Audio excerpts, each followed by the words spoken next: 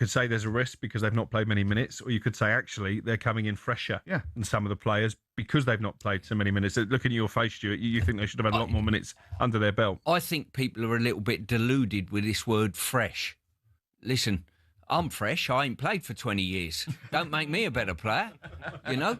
I think it's very, very misleading. People say being fresh. I like to get in a routine, a rhythm, 90 minutes, going to major tournaments. I'm sure Gab's the same.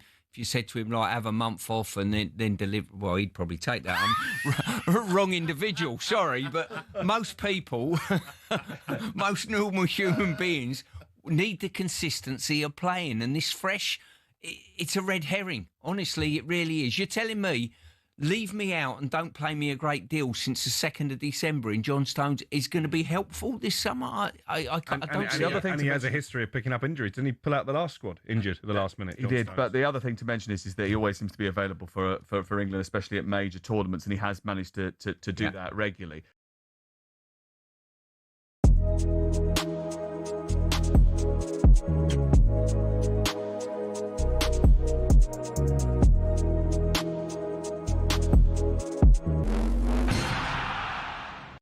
From the Toffees to the Tractor Boys, the Eagles to the Seagulls, Gunners, Bees, Hammers and Magpies, Premier League teams have got a load of crazy nicknames. Ever wondered where they came from? Let's start with Everton. They're dubbed the Toffees, but why? Well, because when the club was formed, just down the road there were 2 local toffee shops. Ye Ancient Everton Toffee House and Mother Noblet's Toffee Shop were big fan favourites. Next, they say if you can't beat 'em, join 'em, and that's exactly what Ipswich Town did when it came to their nickname. The term Tractor Boys used to be chanted by their opponents as a way of putting the team down for their farming background. But during one game back in the late 90s, Ipswich were 1-0 up and they decided to flip the script. 1-0 to the Tractor Boys, they sang, and a new nickname was born. Let's head to Leicester, famous for more than just a red, well, orangey cheese and Jamie Vardy. Leicestershire is also the birthplace of fox hunting, hence the Foxes. Next up, turns out apples are not the only fruit that don't fall far from the tree. Bournemouth's nickname, the Cherries, comes from the fact the club's stadium was originally built right next to a bunch of cherry orchards. This next story actually involves 2 club nicknames. It started with Crystal Palace. They were having an absolute nightmare run back in the early 70s. They'd been relegated after a terrible spell and manager Malcolm Allison decided enough was enough. He wanted a new nickname, something strong, fast and destined for success. Something exactly like an eagle. But there's more to this one. Brighton were in search of a nickname too, and Palace finally gave them what they needed. In a heated match between the two back in 1976, Palace fans began chanting, "Eagles, Eagles." And some clever Brighton fans came up with the perfect reply, "Seagulls, Seagulls." Not all club nicknames have a crazy story though. Take the Gunners. That just comes from the fact a group of munitions workers in the Royal Arsenal factory in Woolwich set up the club in 1886. On the flip side, some nicknames seem simple, but there's a bit more to them, like West Ham. The Hammers is actually nothing to do with the ham part of the name. It comes from the fact the club used to be called Thames Ironworks FC and was made up of workmen and shipbuilders. So next time the away end's chanting their crazy nickname, you'll now know exactly where it came from.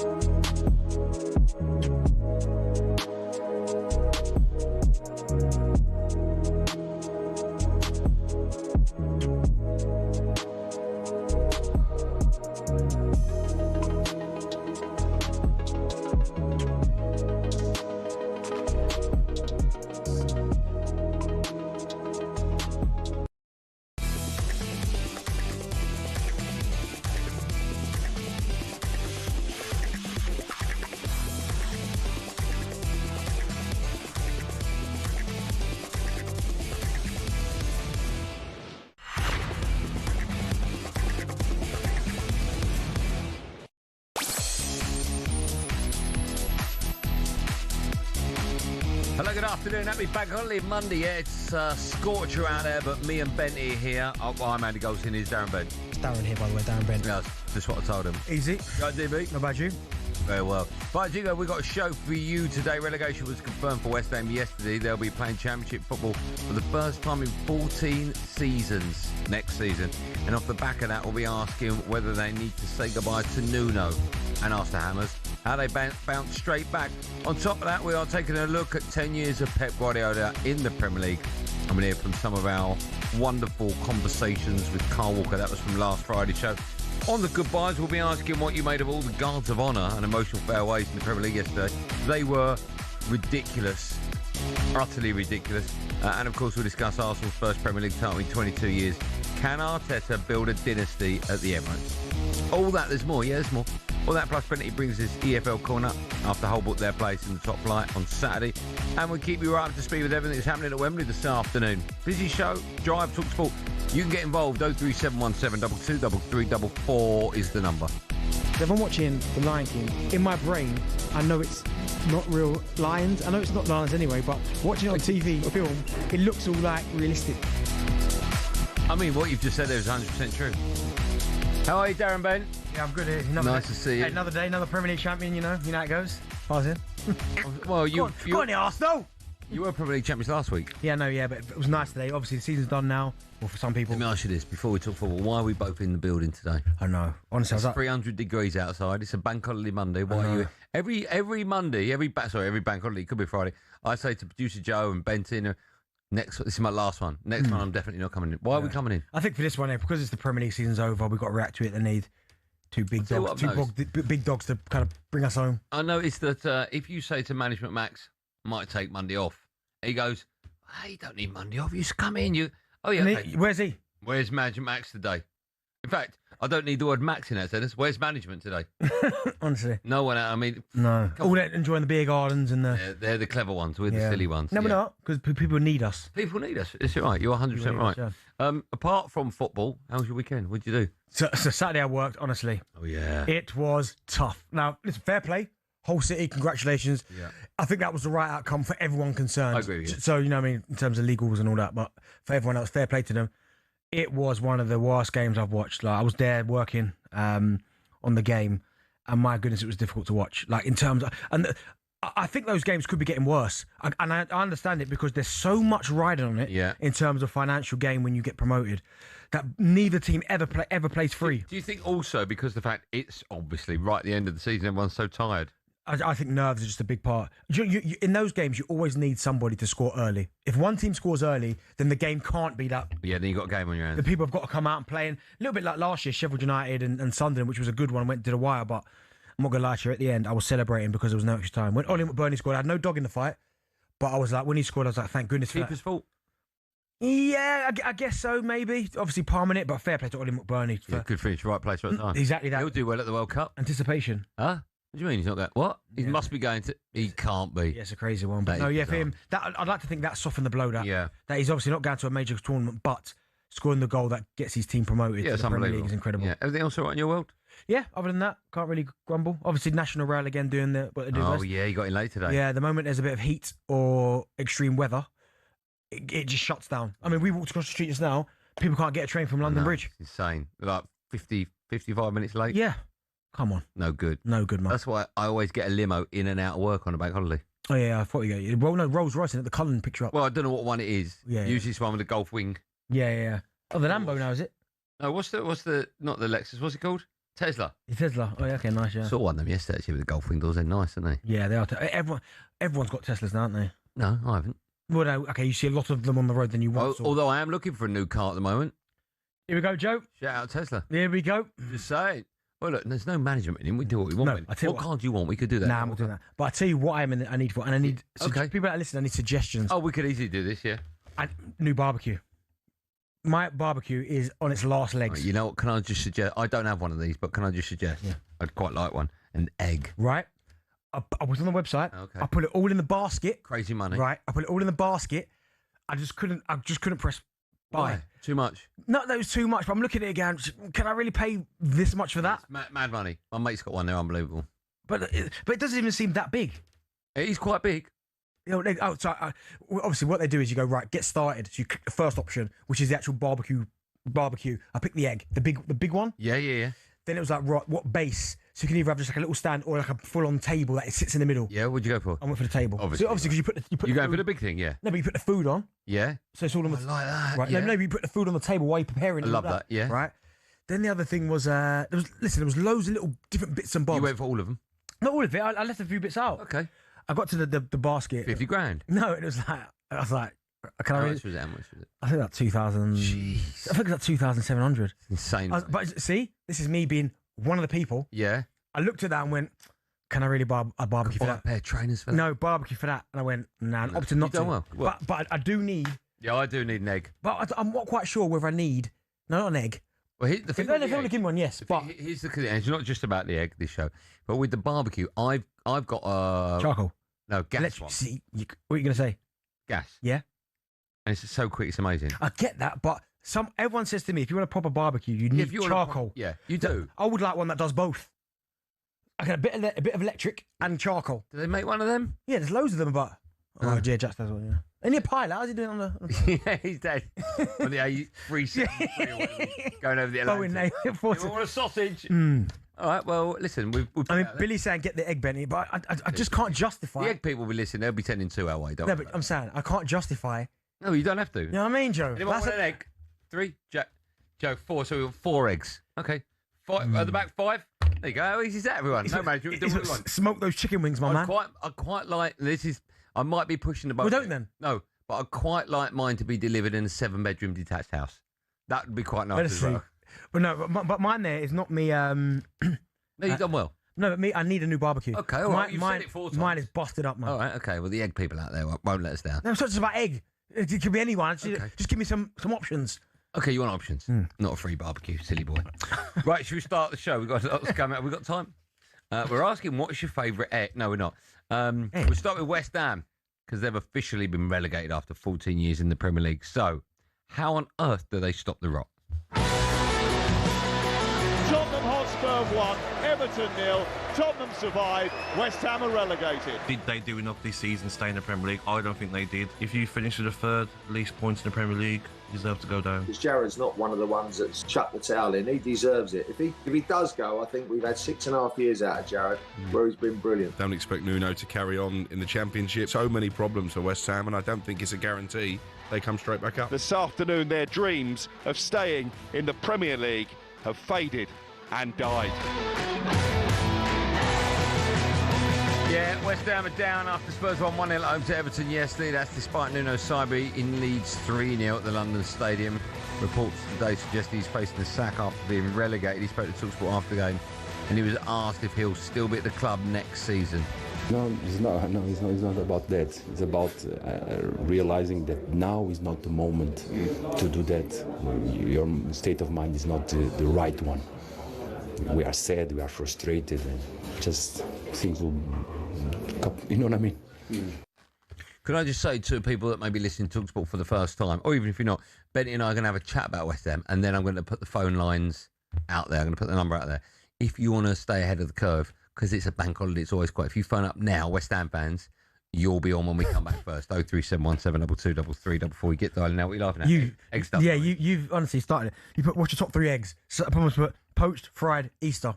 Honestly. Okay, hold on. Because it's bank holiday, we do it with one joke. Top 5 eggs. I'll go number 1 poached. I love a poached egg. Oh, it's too slimy for me, that. Yeah. Number 2, I'll go dairy milk Easter egg. Yeah. Love that. And number 3, I'm going to go back to the world of eggs, and I'll probably say probably scrambled egg. Now I'm going fried 1. Okay. Fried. Okay, actually, I'll change 3 to fried. Yeah, go on. I'm Fried going 1. Cadbury's cream egg 2. Okay. Oh, 3's a great shout. Yeah. What are you going for? Give me time. Okay, fine. Let's go back to West Ham. Sorry, Master Built Gravity Series barbecue. I looked at that. That looks unbelievable. That. Well, what's that? Well, tell me about that. It's a big old drum thing, but I think that's half. You like a big old drum thing, right? I think it was a charcoal. This master. Right. Okay. Yeah, it's a great one. Who was that from? Have you got one Jake. of those outdoor kitchens? You know, you see people with all the outdoor stuff. No. Why have you got one of them? Because we live in England. Yeah, I know, but you have it all covered over. Yeah, but it's long. I've got a mate of mine who's got all the gubbins, but it's all covered over. So even in the winter, he'll pop out, turn the old gas on, barbecue done. Might be a good idea. Yeah. Okay, Master. Write that down. Yeah, write it down when I'm talking about West Ham. Lost their previous 3 games going into the final day yesterday.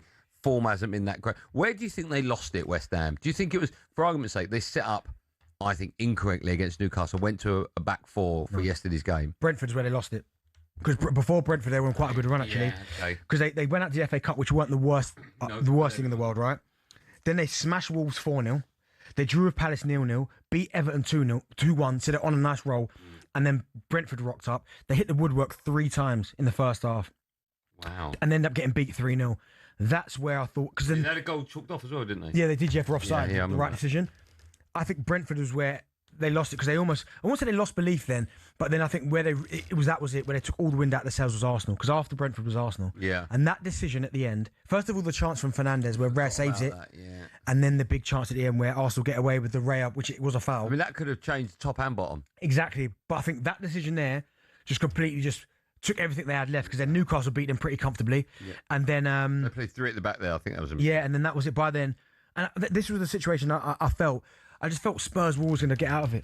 I know we're talking Spurs a bit later, but I never really felt they were going to go down. But for West Ham, the thing for them is that they got themselves out of it. There were some big results they had where they played really well. And even games they lost, they still played well. But that Brentford game was the one. If they'd win that, the momentum's there. The momentum is there. Go on, quick word about Jarrod Bowen. What happens to him now? Oh, he's got a big decision to make, he has. Because in his head, he might think he loves West Ham, we know that. But it's where does he go? Like, not every Premier League club is worth... For him, self-perfect in his decision, not every Premier League club would I just go to because it's in the Premier League. I think sometimes you've got to be long-term. What is he, 29? So he's not... I know he's almost in his prime now. I know he's not over the hill, but... So he might go, unless he gets a proper option. Like if he's going to Newcastle or someone of that ilk, then... Worth it. Yeah, 100%. But then also as well, I wouldn't rule out the option for a loan for a year. See what happens to West Ham and then goes back there. Yeah, or even he stays at West Ham. Because he's not going to the World Cup now. No. I'm not quite sure what his future is going to be for England when you look Does he want to play sort of Saturday, Tuesday? Do you want to do that? Well, he loves West Ham. He's the captain, isn't he? It's 1 year. Yeah. But I just think you look at some of the players that play on that right-hand side for England, all of them are younger than him. So he might be looking at it going, well, listen, I want to play for England, but realistically, where's my shot going to get in? Saka's young, Madueke's still young. Okay. What does he do? West Ham fans, you can tell me just how horrific it is now that you'll be playing your football in the Championship, and I'd love to get your views on Jarrod Bowen. Also, West Ham fans, if you want to talk about something we've not mentioned yet, pick up the phone. It's a Monday, it's a bank holiday, the lines are pretty empty. So if you've got something to say, don't hang around. You will be on national radio in just a moment. 03717 22 334. Dial that number. You can speak to me and Bentley live on Drive and talkSPORT right after this.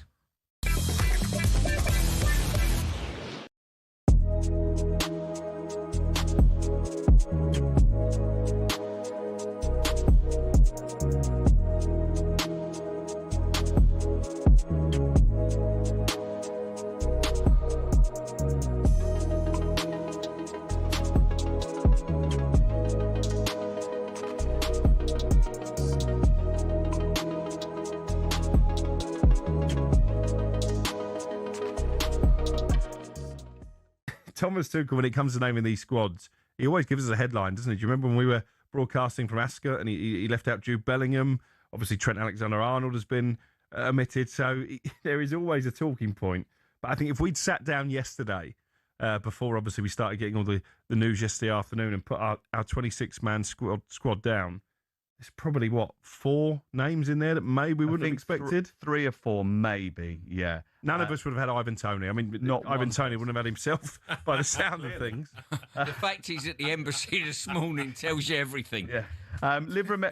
As far as the back 4 is concerned, I think it will be James, Konsa, Gay and O'Reilly to start the first game of the tournament. I think we're pretty solid on that. So therefore, you can afford to take a couple of wild cards, a couple of slightly different players that fill gaps later on in the tournament.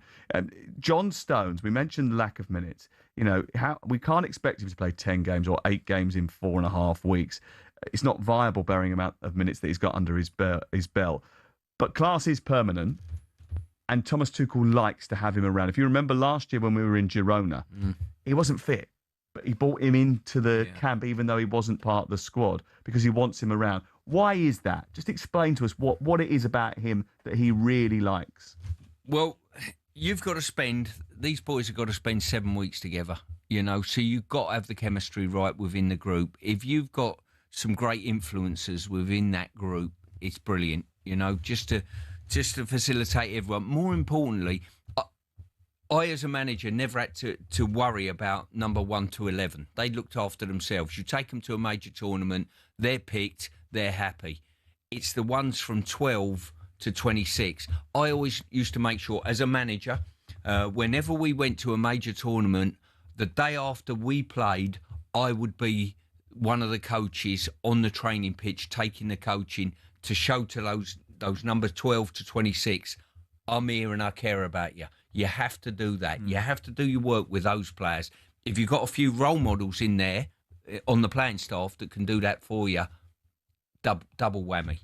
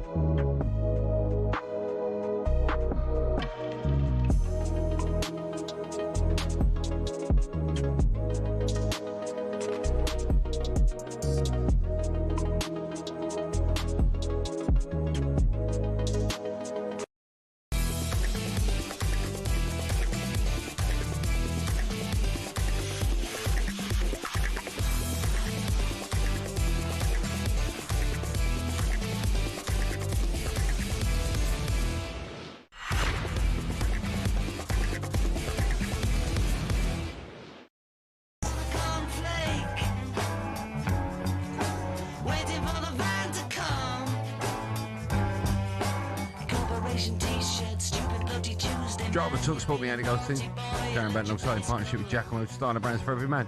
Is this the Beatles one? It's the Beatles version. Guys, the Eggman. I'm the Walrus. You like it? Have you heard it before? Never heard it before. It's a strange old tune. Still to come, we'll be asking if Arsenal can build a dynasty under Arteta. Just quickly, Lionel Messi came off injured for Inter Miami last night with Argentina's World Cup squad due to be named this week. He'd be in it. He had one leg, he'd be in it. Notts County, they're taking on Salford in the League 2 playoff final at Wembley, live over on talkSPORT 2. The last we heard, they were 2-0 down. County were leading by 2-0. 30 minutes are left in that game. Let's get all the very latest. Watching for talkSPORT is the Moose, Ian Abrahams. Moose, good afternoon to you. Good afternoon, boys. It is still Notts County 2, Salford City 0. Salford have had the best chance of the second half. Callum Cisse with an amazing run, but it was a good saving in by the legs of James Belshaw, the county fan whose dad is a season ticket holder at Meadow Lane in the county goal today, and he made a decent save with his legs. Got to say that Salford have now brought on a Premier League winner to try and turn this around. No, it's not Bex. He's up in the Royal Box. He's not going to be getting on the pitch today anytime soon. It's Fabio Barini, who played for Chelsea, Liverpool and Sunderland. We'll see what he can do. Half an hour to try and turn this around in the stifling heat of northwest London. It's Notts County 2, Salford 0. Moose, just quickly, I heard you chatting to Paul and Andy about someone over-ordering the ice creams, and Andy said afterwards, I should have asked whether or not he had a flake in it, but didn't have time to ask it. Did you have a flake in it? No, it didn't have a flake in it. It was a tub of ice. Not a tub. Okay. A little, sort of tub. Yeah, it was tub a of ice cream. It wasn't a great big tub, but it had butterscotch sort of topping on it. Yeah. Now I was obviously mellowing in my old age, because normally I would have complained that his sister, the guy, walked all the way back down to the Bobby Moore and to the Mr. Whippy and got me one that didn't have any sauce on it, but I just ate it. So I'm how did he overorder? I don't understand that. Like, I just have the one. I'll make it two. What happened there? Well, I'm sat here with some of the guys from the EFL. Yeah. There must be about 30 of them, Oh, I and they were see. all told to bring 3 lots of ice cream back. Now, there's only 30 of them, and 3 lots of 30 is 90, which meant there was some left over, so I was hovering around first of all to... 60 left over. Yeah, I wasn't going to eat all 60, I had to. Yeah, 59's your limit, right? we'll let you carry on watching these ice creams on the pitch, Moose.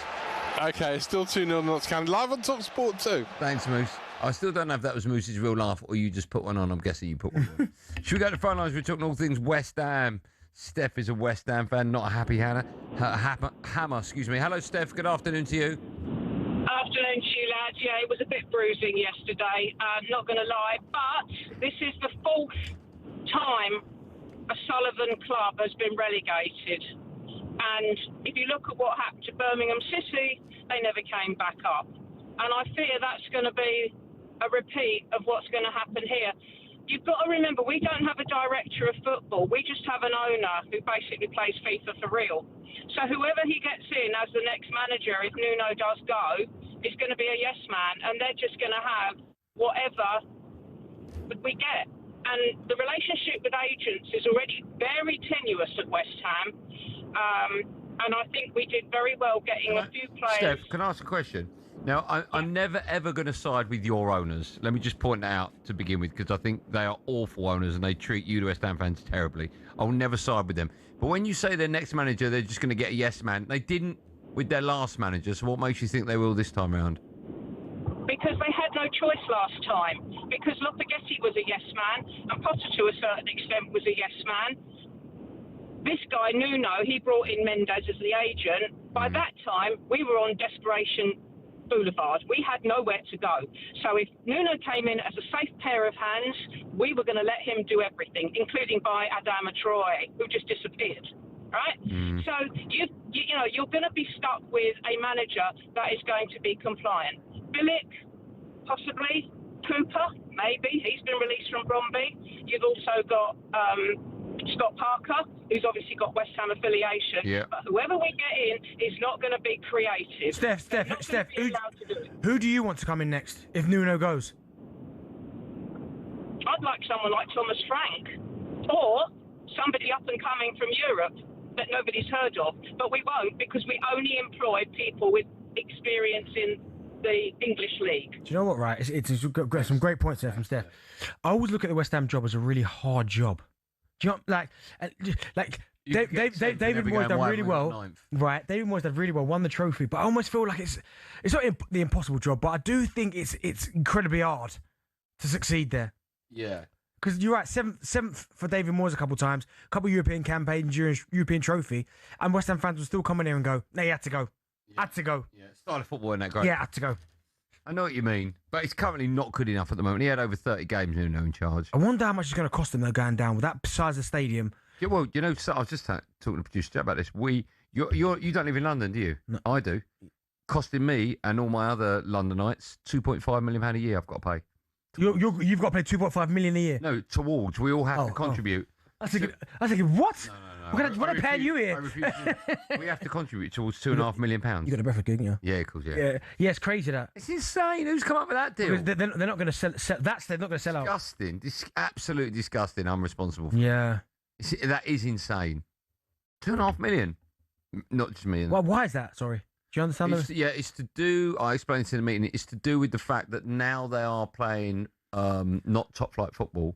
That the cost that they pay towards hiring the ground becomes less. Yeah. So, but the amount of money they have to put in towards policing the ground, etc., is the same. So they're losing money. So they won't have to pay that because their income's less. Yeah. But we have to pay that to help fund them. Which is crazy. Thank you. Which is insane. Yeah. £2.5 million. No. £2.5 million. How's that been worked out that I'm responsible for that? No. It's disgusting. Still to come, we'll be discussing Alexander Usyk. It's Monday. I can't. Too many tweets. Alexander Usyk's controversial win over the weekend. But first, it's time for a bit of no Googling. We want to know who was West Ham captain the last time they were promoted to the Premier League. Who's the last West Ham? What does his surname begin with? N? Yeah, you got it. Okay. Well, don't say it. Ruined it already. The answer to that and more, you can tell us the year as well. Coming up live and drive on talkSPORT on a sunny bank holiday Monday after this.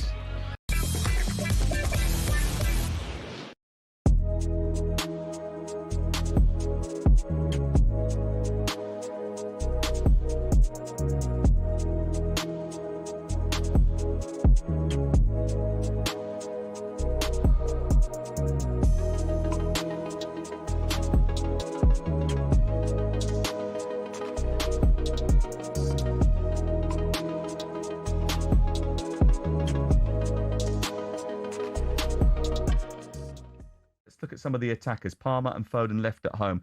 The two omissions probably that define the talking points of the squad. But we all expected it.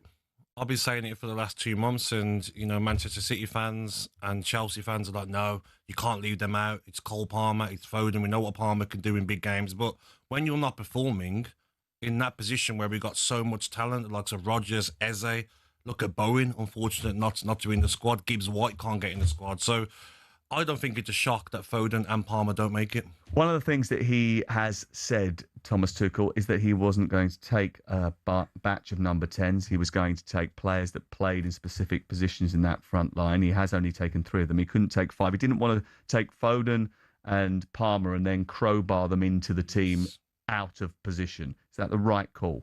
I think so, because we saw, going back to the last European Championships, Gareth Southgate tried to do that with Foden in particular, and he ended up having a nightmare of a tournament. Palmer was used only sparingly. So, yeah, I understand the argument. I would have taken one more in that number 10 position, because obviously you can play Bellingham deeper if needed as well. And I think if you're talking about taking one more, Gabby's dead right on form. Foden has been off it for a long time. Palmer has had an injury-afflicted season and hasn't really been the Cole Palmer of old. Morgan Gibbs-White would have been the one for me. You look at his numbers, his best ever goal-scoring season. He's carried Forest away from relegation danger into a major European semi-final. So I think of all the players that have been left out, he'll be concerned this morning. I was just thinking there, actually, can we lend a few of these to Scotland? They'd appreciate it. Unnecessary? Would you say unnecessary? Stoking the fires with? He is. I don't know whether that's an insult to England or Scotland at this moment in time. We'll dig deeper later. Morgan Gibbs-White, the joint most goal contributions of any English player in the Premier League this season, didn't make the squad. 17 goals, Europa League semi-finalists. Come up with some big moments as well when Forest have needed it most. As a Forest man yourself, does that irk you a little bit? I've looked at Gibbs-White's performances over the last 2 or 3 years. When he plays well, Forest play well. He does have dips in form, to be fair, and it's probably cost managers their job on occasion to be. Shin pads are a footballer's best friend. Even if players like Jack Grealish do wear such small ones you can barely even see them. But what's the story with shin pads, and are there actually any rules on how big they should be? It all started with cricket, actually. Cricketers had been wearing shin pads since the 1700s. It was thanks to this guy that shin protection made its way over to football. Meet Samuel Widdowson. He was a cricketer and a footballer. He played for Nottingham Forest back in the late 1800s, and he wanted a way to protect his legs from nasty tackles.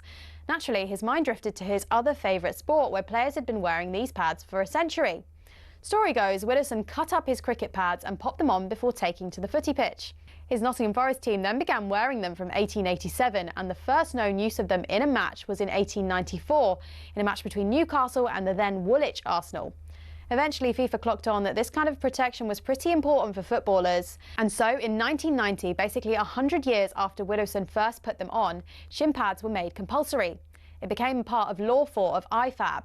That's the body responsible for setting the laws of the game internationally. But the law doesn't actually specify anything about measurements of shin pads. It just says they must be made of a suitable material and be of an appropriate size to provide reasonable protection. It's really vague, even though there have been calls for it to be changed. But for now, that's why Grealish and co can still get away with these ones, which are no bigger than a credit card and which seem to offer little to no protection whatsoever.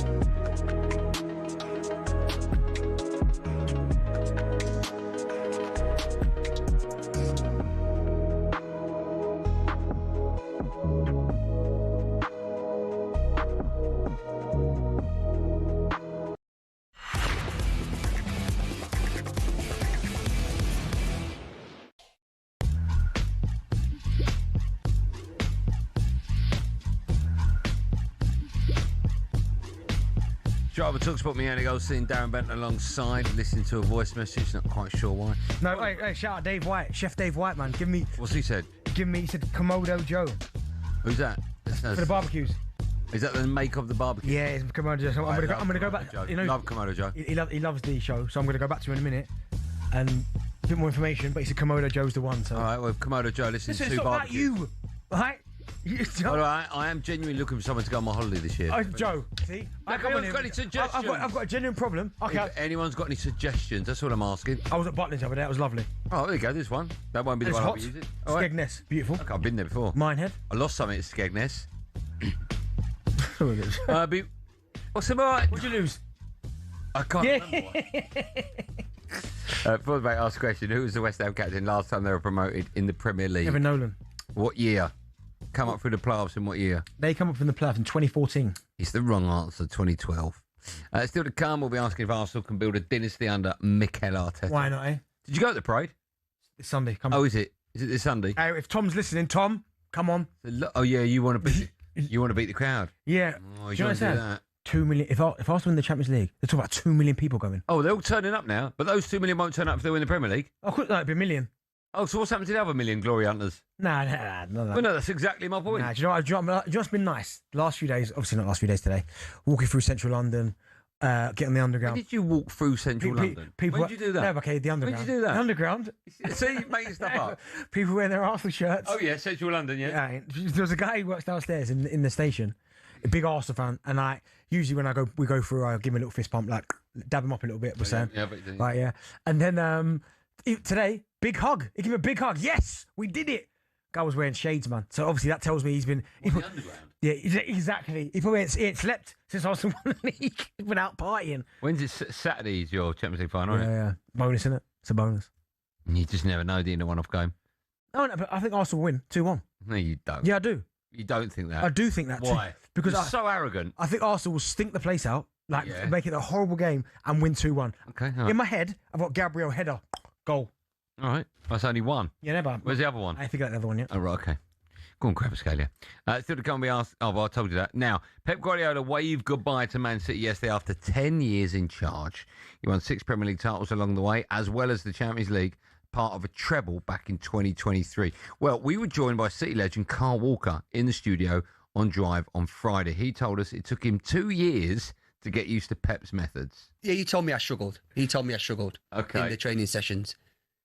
On certain ones, I wasn't completely awful in them. But wait, you're trying to find because in my head I'm trying to picture what session are you doing where you can't find the spare man. All right, so if you think I've gone from training with Harry Redknapp and Pochettino, which is very physical, normal standard with Harry of you've got 7v7 with a floater, yeah, and the floater's the spare man, of course. But Pep Guardiola, he doesn't like to just do that. He'll put you in position, so you're playing in position from the possession. So you've got your back four, your wingers on the side of you, and your centre forwards at the top. And then all the midfielders were in the middle. But once you lose the ball, you'd have to then obviously try and retrieve the ball from that inside going out. Yeah. And I just couldn't get it. It was just like people was running at me all different directions. Like, well, he's come from there. He must be free. Yeah. And it wouldn't register. But then you look at like Gundo or Bernardo Silva, it was like a walk in the park for him. But my theory was that they was playing in the middle, so they always had the outside pass. Even him explaining that, I have no idea what he's talking about. No. See, here's the thing. What I take from that is, no disrespect, most footballers are quite stupid.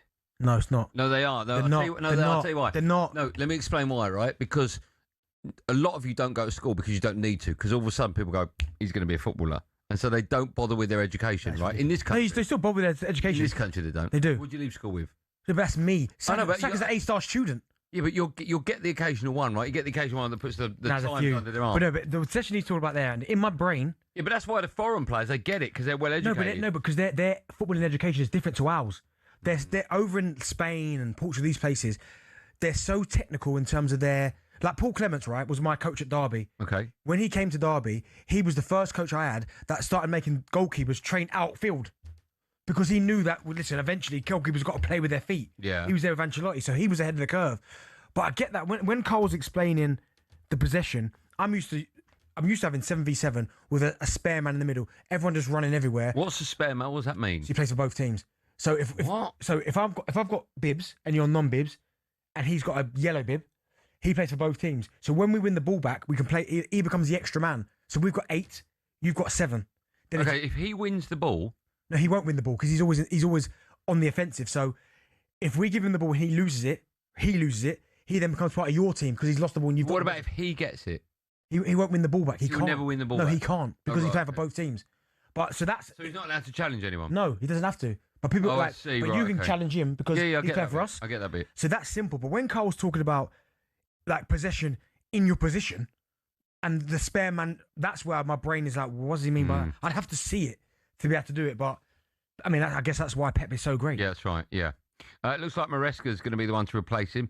How important is it fans give him time? Because he can't replicate what Pep's done, right? No, of course not. But they're going to, I mean, it's very, very rare where a manager who does great things at club leaves and the next manager comes in and that sort of, it carries on that winning mentality. That's going to be different. That's all. I think for Manchester City, they had Mancini come and he won it. Then you had Pellegrini come and he won it. So they've had success before Pep arrived. It wasn't like they were starved. There's some really good teams under Mancini for sure and Pellegrini. But Pep just took them to another level. Yeah. Now, even if Manchester City come back to earth, they're still going to be a really, really good side. And yeah, maybe they might not win.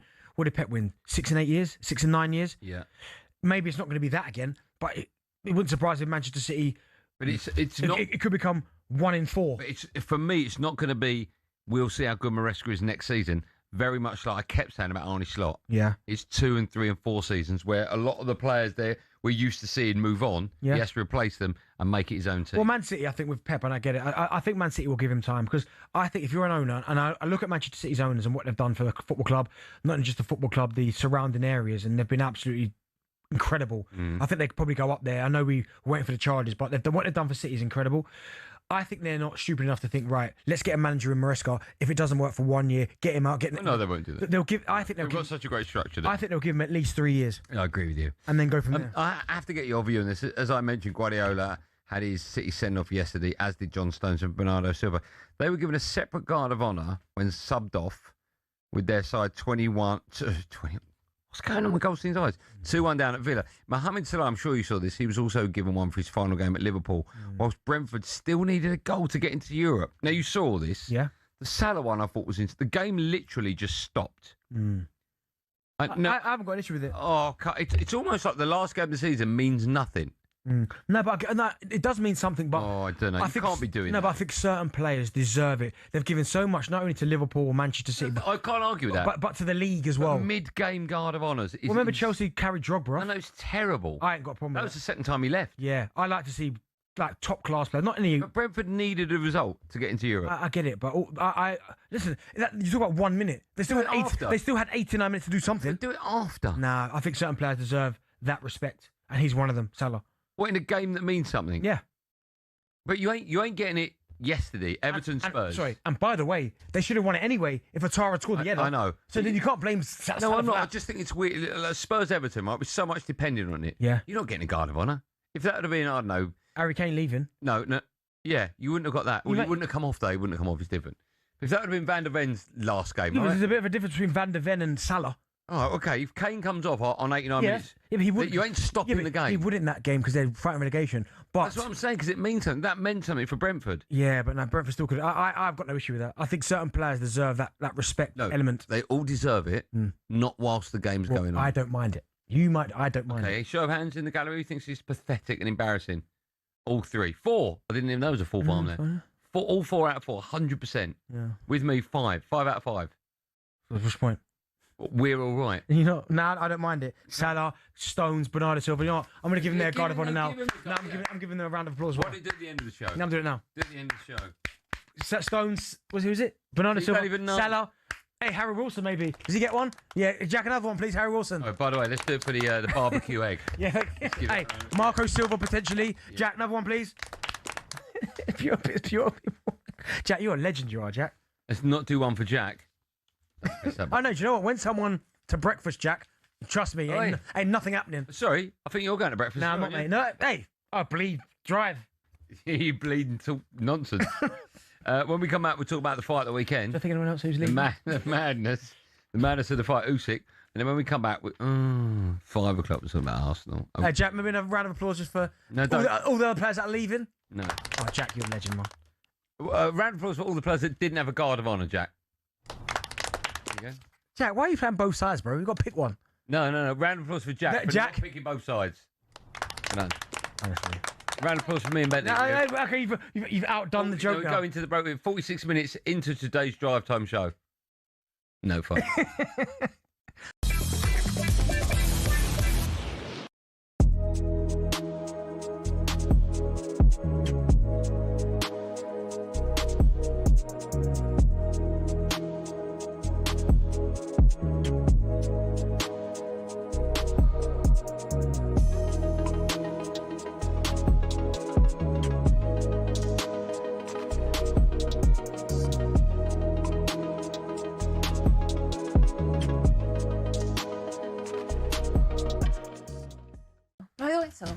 Someone deal with it! Not like that. Not like We that. don't put the ball out. We never get it out of play. Ref, you've got to blow up.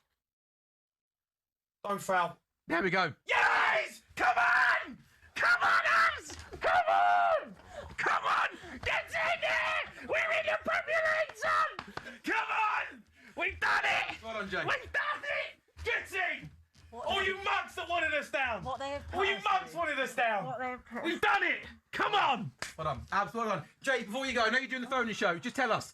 I mean, relief, right? It looked like at one point, Jay, you weren't getting out of this. How much credit does deserve? Because he's come in, and I can see how emotional you are. But this could have been a disaster, couldn't it? No, it could have been an absolute disaster. Tottenham can't be in the Championship, right? We cannot be in the Championship. It's been a disaster season. So much has gone wrong. Deadwood all over the park. We have got to just completely change everything. Get rid of the Deadwood. Get rid of all these players who have been absolutely garbage. We've got the man in charge, Roberto De Zerbi. He is a top manager. Roberto De Zerbi will do things at this football club. Just let him have the reins and let him get on. But he's got to get rid of Richarlison, Muani, all of them. Get rid of them. They're crap. They're absolutely crap. And we find a way to do it. And I have to say a massive thanks to Aston Villa for not turning up on that day and gifting us 3 points. Because that's the one that kept us up. Forever. Come on, the Spurs! Come on! Jay, is there... I know the players are starting the place out for most of the season, but these lads here in the last 6 to 8 weeks, when they've needed to, they've also shown a little bit of fight, haven't they? Yeah, some of them. Some of them. Some of them. The reason we stayed up is because of De Zerbi, not because of them. I couldn't... Right. Honestly, could you care less if you ever saw any of them ever again? No, I don't care. I would have a fire sale. Fire sale. Yeah. The whole squad. Anyone who wants out, gone. Get rid. Yeah. Don't want to see any of them. But again, Jay, this comes from upstairs now. Oh, They've he's got to start go as well. Joanne Lange, get rid of him. What The first thing they should do after a full-time whistle is sack him. Announce him. Sack him. Announce Vinay. Get rid of them. They should be first thing done tomorrow morning.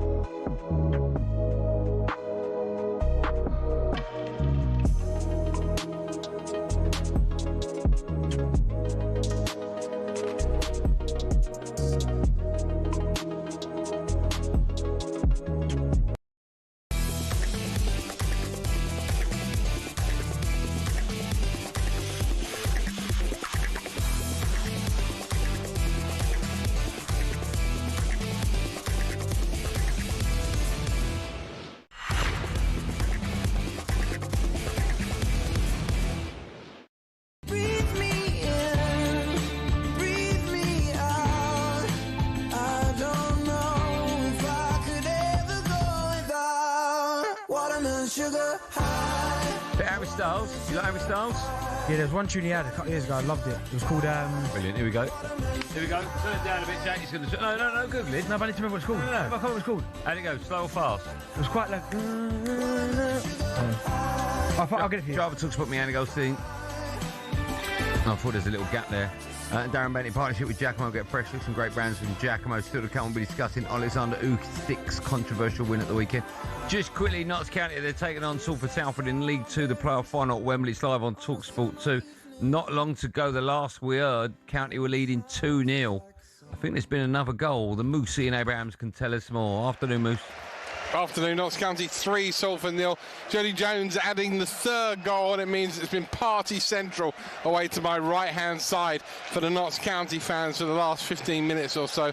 We're only into added time now. Salford, the game is up for them and for Carl Robinson. They'll have to try again next season. For Notts County, it will be League One football. 8 added minutes. What is the point? I mean, it's baking hot. It's 100 degrees. One team is slaughtering the other, and they're adding 8 minutes on. Honestly, I just don't get it. I'll speak to you in 10 minutes. Moose. They can't take into account how hot people are, the weather. You can. Well, you can't. I mean, if it's 8 minutes, 8 minutes. This game... No, I don't know. Benty, you've played, right? There's one team being absolutely slaughtered here by the other. I mean, it's 3-0. It could be 4 or 5, right? There's no way they look like they could place till the end of the World Cup, Salford, and not score, right? What is the point adding 8 minutes on? Just add a token 2 or 3. No, do you know what? I agree with you, Moose. I do agree with you. It's hot out there, conditions. To be fair, there's no one on the planet Salford are coming back. 8 minutes, come on, ref. Just blow. The Notts County have won this game. Just blow the whistle. Exactly. I really don't get it. We'll make it 40 minutes half then. You start it out? No, have a thought. No, you're being silly. You're being silly now. Hold on. No, I've taken off 10 minutes. You've taken off 8. What's the difference? Right, but I'm saying after 45 minutes, what is the point in playing basically another fifth of the game? You can't take into account the weather. So the half. You can't take into account it's 100 degrees, Andy, out there. But it's 90, Why okay? Are you flogging these players have played for 10 months. Yeah. It's 100 degrees. Work for your money. One team's got no chance of getting back into this game, and you want them to play for basically another fifth of the time of the half. Let me ask you this. If it's 70 minutes on the clock and one team's 7-0 down, do you call it off then? No, of course not. But you don't add 8 minutes on at the end. No, but what I'm saying is one team's getting hammered in your scenario, and I'm saying that's got nothing to do with it. No, I'm not saying. Right, I'm saying that we got to 90 minutes and then they decided to add 8 more on for no apparent reason. I'd love to. Moose, I'm with you, mate. Andy's being facetious. I'd love to talk more, but the bottom line is you're going to have to carry on working for another 8 minutes. Cheers, Moose. Cheers. Time now for this. Dressing room style icons on talkSPORT with Giacomo. Get fresh looks and great brands from Giacomo. What's wrong with you? The sports. Do you know what it is, Joe? Do you know what it's angry? I got a DM from a barbecue kitchen company, and he didn't get one. He's fuming. That's why. Got one now, no? Yeah. Yes. Fuming is. I don't need a barbecue. See that all of a sudden? All right. Have I? You deserve that. Looking to go away somewhere in Europe. Yes, plenty of sides. Plenty of sides with debunting their kits for next season on the final day yesterday. Liverpool's new kit got a lot of praise from fans on social media. Did it? I thought their kit's terrible. That got us thinking about iconic kits. And with the World Cup coming up, we thought we'd discuss the best ever World Cup kit. Benty, now you love your kits. You absolutely love your kits.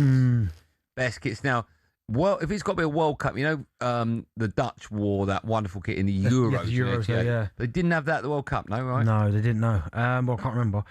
Listen, I love Brazil's kits. Oh yellow. My goodness! There was I like the 94 kit was beautiful. It was like it had a green collar and it had like the crest kind of on the whole like half the shirt. It's beautiful. Yeah, I do remember that.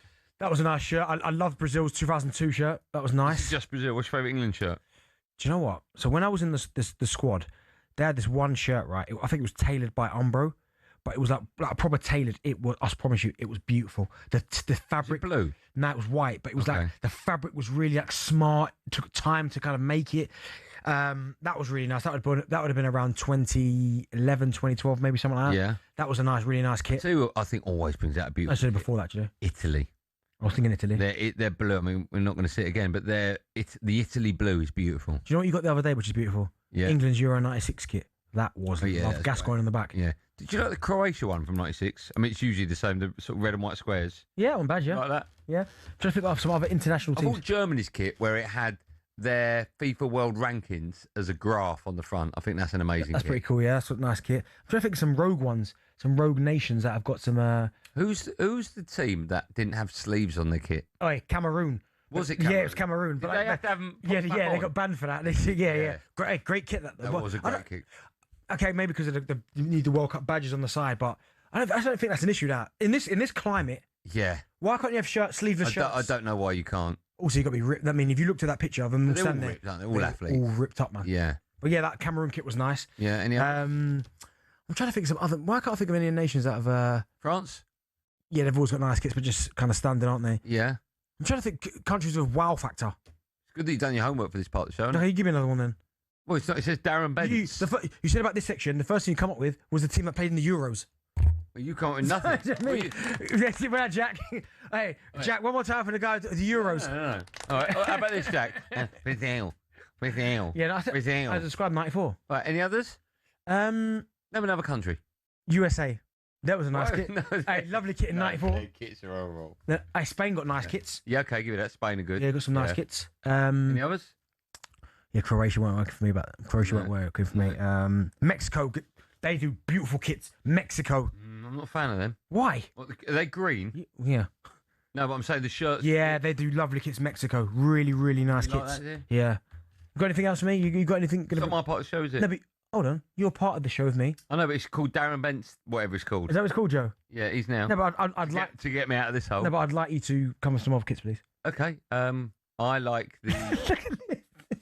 I like the Welsh kit. Hey, Portugal, they do bad boy kits, them. Yeah, okay, that is nice.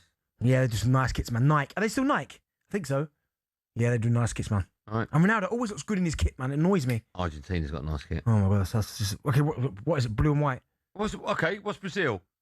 Yellow. They actually did a lovely blue away I know the blue kit one was nice, in yeah. 2002. That was nice. If you remember Dino over someone's head. Yeah, I do remember that. Yeah, most overrated player. That was all thanks to our friends at Giacomo. Head to giacomo.co.uk where they've got brands for every man. Dressing room style icons on talkSPORT with Giacomo. Get fresh looks and great brands from Giacomo. When we come back, we will have an hour off, but Benty will be here talking about his beloved Arsenal. More from me and he right after the Arsenal chat when we come back on Drive.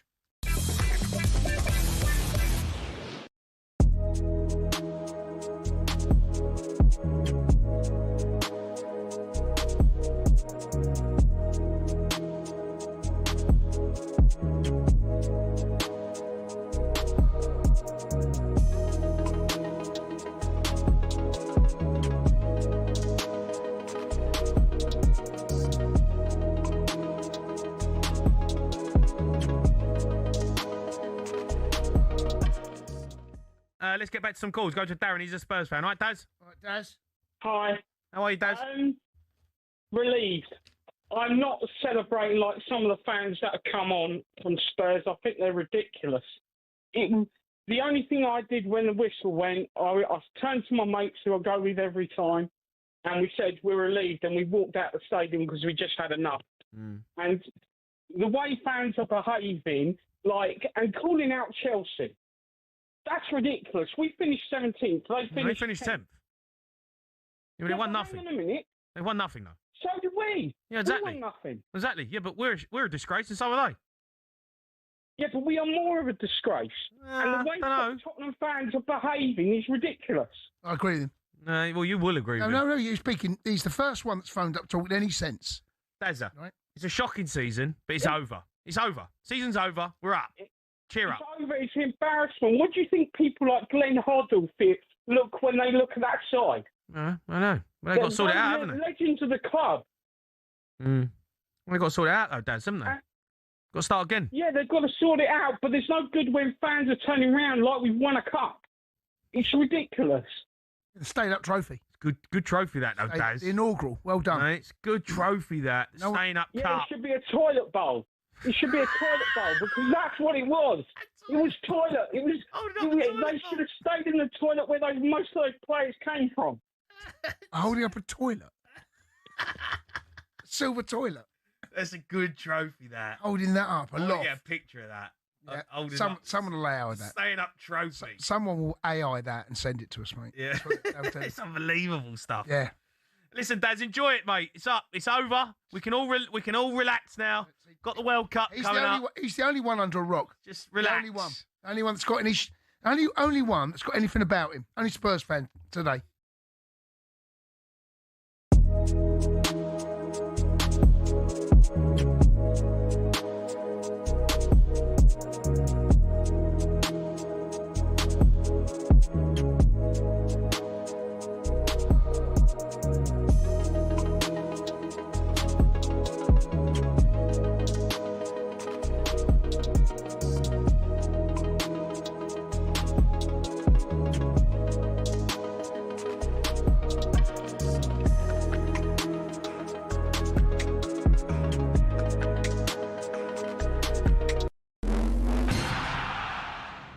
From the Toffees to the Tractor Boys, the Eagles to the Seagulls, Gunners, Bees, Hammers and Magpies, Premier League teams have got a load of crazy nicknames.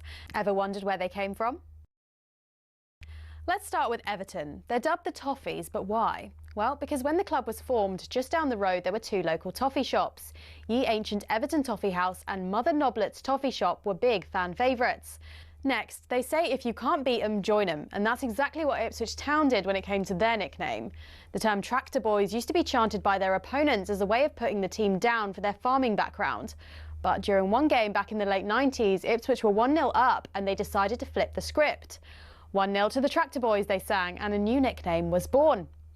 Let's head to Leicester, famous for more than just a red, well, orangey cheese and Jamie Vardy. Leicestershire is also the birthplace of fox hunting, hence the Foxes. Next up, turns out apples are not the only fruit that don't fall far from the tree.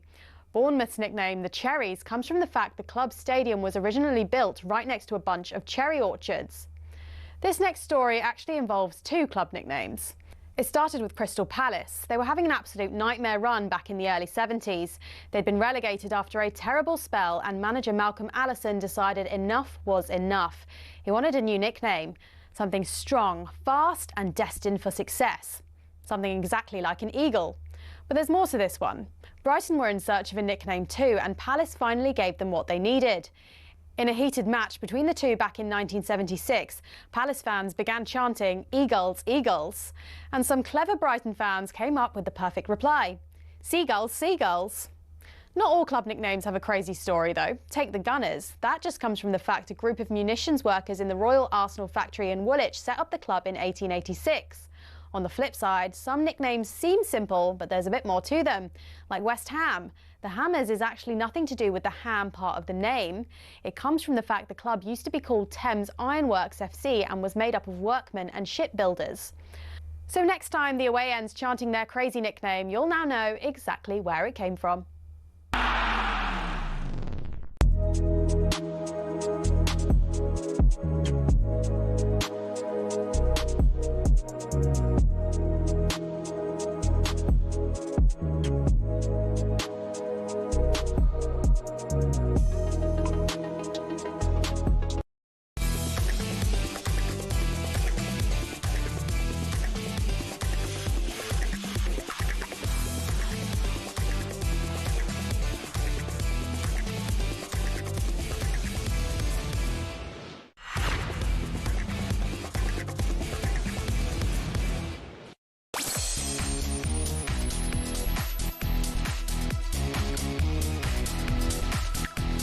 Well, Matt Stewart, number 2, driver talkSPORT. I'm here. Goldstein is over there as well. Darren Bent.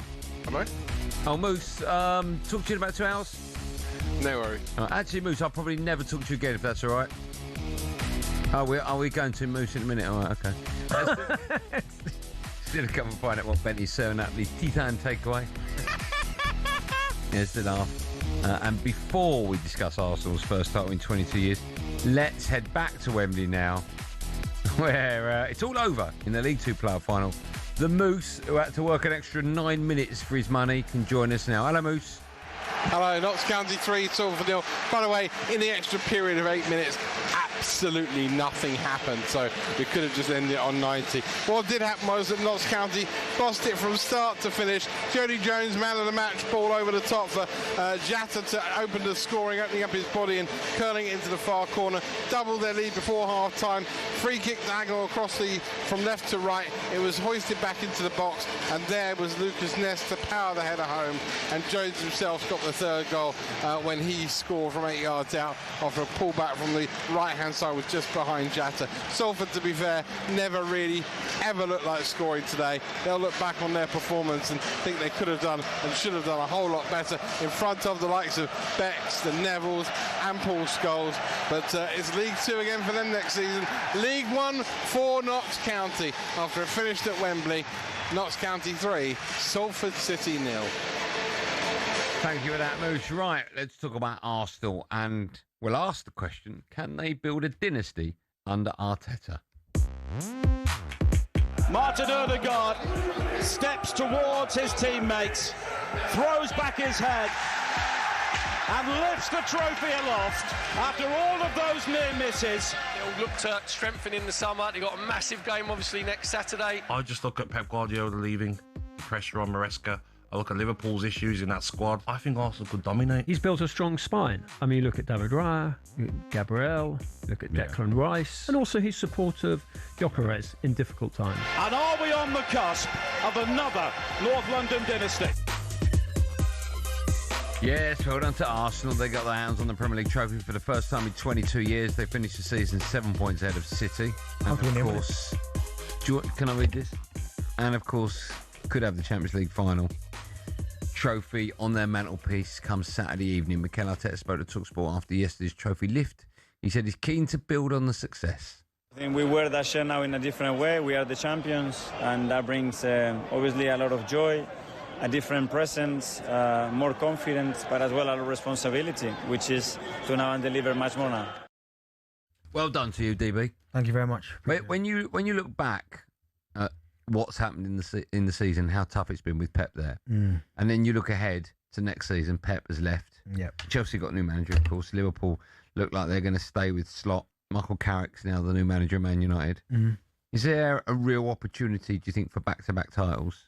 Yeah, there's no reason why not. I mean, Arsenal finished second three times in a row before they eventually won it this year. But again, it'll be difficult because I expect Michael Carrick's got the job, and rightly so. Man United will invest well again, I'd imagine, and they'll be better. I mean, the run that they had towards the end of the season with Michael Carrick, you go, okay, that bodes well for next season. Man City, although Pep's leaving and Maresca's coming in, they're still Man City. They've still got quality players. Still, do you know what I mean? Top the best of the best. So they'll be there. Liverpool will be better. I don't think. Do you think so? Yeah, they will be. Why do you say that's interesting? Well, I think they've recruited quite well, but it just hasn't happened this season. Isak's been injured. Ekatike's been injured. Vert's took a bit of time to get going. I think Arne Slot now, if he is there next season, I think they'll be better next season. Okay. I think the pieces are already there in place for Liverpool. Chelsea, I'm not quite sure about Chelsea yet. Spurs ain't going to be surely not going to be as bad as they were this season. So I think a lot of the better teams I think will be better. But I think Arsenal now, with the way that their squad's set up, the recruitment they've kind of brought in, the players they're bringing as well in the summer, there's no reason why Arsenal can't go back to back. You mentioned Spurs. But remember, Arsenal have never done that. No, I know. Gone back to back. No. You mentioned how bad Spurs are, and they can't be that bad again. The last team to finish 17th and 17th on the bounce was Luton Town. Yeah. And the third season they went down. Yeah. I can't see Spurs. I can't see that happening with Spurs. I can't either, but they need to recruit better Spurs. But listen, that's a different story. Yeah. But for Arsenal, so what do you need to do then? How are you going to build? I think for me, if you're saying to me, right, where's the one position that Arsenal need to improve? It's the left-hand side. That's the one area where, listen, this season, Trossard, with a mixture of Trossard, Martinelli, Eze's spent a little bit of time over there, Arsenal have managed to get through where they've managed to obviously get over the line and win the Premier League. That won't always be the case. You need real quality now. With Saka on the right-hand side, you know what you're getting. Centre forward, I'm even happy with Gyökeres and Havertz. I'm happy with that combination. I agree with you on the left. Not that I think it will leave PSG, but if you've got like a Kvaratskhelia, that would be my vote. Of course. I think you do need a sort of 20 Premier League goals a season plus striker. Yeah, we don't. We've shown this season we don't. You have shown that. So but I wouldn't judge. I wouldn't use this season as the yardstick to mark. Oh no, but I don't think we need to go and spend another 60, 70 million on another striker. I'm happy with Gyökeres and Havertz if Havertz can stay fit. I'm happy with the midfield. There's options there as well. Mm. And defensively, they're rock solid. I mean, that's the one area you go, bloody hell. Saliba, Gabriel. I agree with that. You've got Timber that will come back. Mosquera, Calafiori. I know Hincapié was on loan, but they might sign him. Lewis Skelly. So the team's set. Do you expect someone like Wanyeri to make more first team appearances? Yeah, it just depends where and how he's developing. You're over. convinced with him? Yeah, I like Wanyeri. I think he's even training with England now, isn't he? He's been called up to the bigger squad to kind of train with England or something. Okay. Wanyeri. I read it this. I think I read it yesterday. I think it was. Right. He's going to be in Florida with them. Yeah, so I quite like that. So I genuinely think. I didn't even mention Max Dowman. So that's another year. Course, another year as well. But that left hand side, if you said to me, like, listen, it is 100 million. Go and spend it on somebody or an area that I'd go that left hand side. So if they got a Kvaratskhelia in, Oh my goodness, is that enough for you? Yeah, of course, more than enough. Yeah. I even I'd love. I know we're probably not going to get him. We'll never get him. Go on. Like, even like Morgan Rogers from Villa. Yeah. I'd love him. I think he'd be a great addition. But I think Villa potentially might be able to hold on to a lot of their players. But he's one I'd like to get. Yeah. But yeah, that left hand side would be the first point of action. Yeah. And then you go from there. How much do you think experience will play a part in next season's push? Yeah, I expect it to be different, because you've done it. Like the last 3 years of finishing second. Like, when was it? 22-23. They got 84 points. Then they got 89 points. Then last year was only 74 points. So they've learnt that experience. And then this season now, even when it got a little bit cagey and a bit tough, I was like, oh no. Yeah. But they've now found a way to do it. So I fully expect next season, if this scenario comes around again, they'll be like, lads, we've done it before. Yeah. And, relax. And also, I feel as though what happens in this studio is a good measure for what happens at the football stadium and on the terraces and with their mates. And if I'm beating you with the brush of you haven't won the Premier League yet, the players are feeling that. Yeah. Right? But all of a sudden, now you've won the Premier League, I don't have that brush anymore to beat you with, that stick, whatever you want to call it.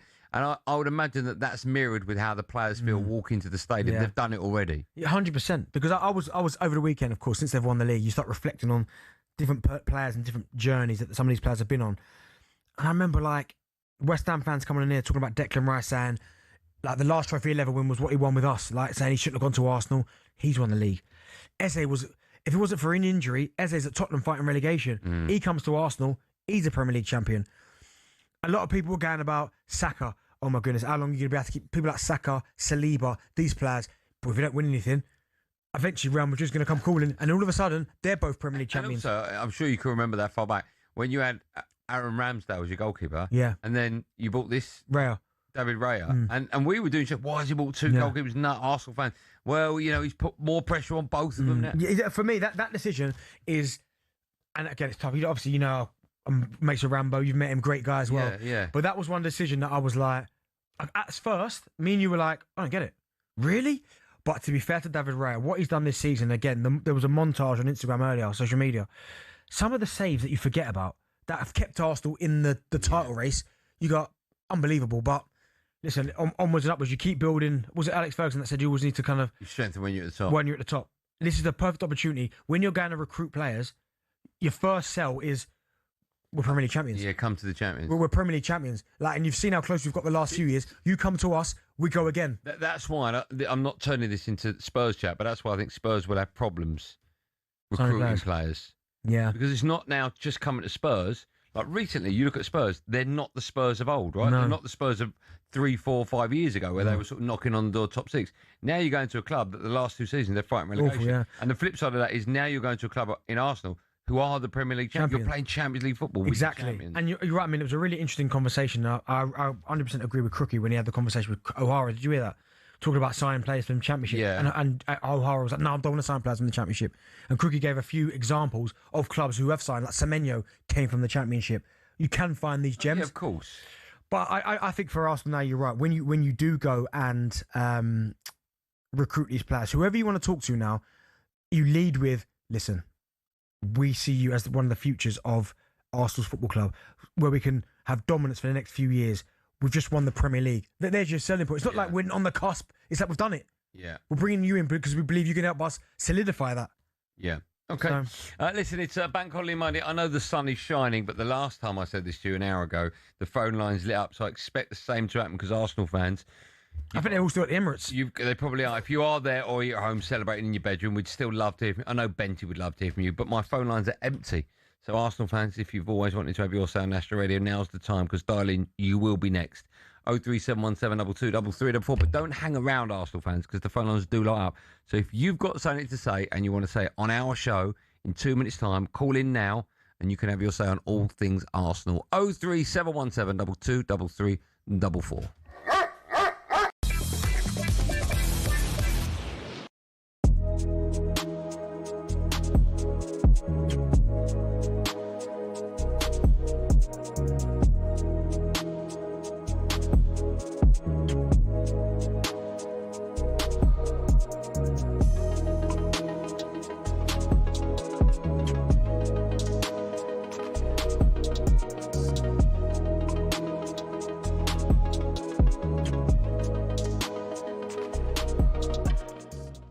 You're talking about 2-3 players, right? And I get that Spurs miss out. But that's the track record. There's plenty of players out there over the many not years. lads from Middlesbrough who come off the bench in the playoff final. Like, Well, he was injured. He was injured. I know, He's been the best player in the Championship this season. Yeah, I don't want to sign Championship players. Spurs don't need to sign Championship players. We've got Championship players. They've shown that.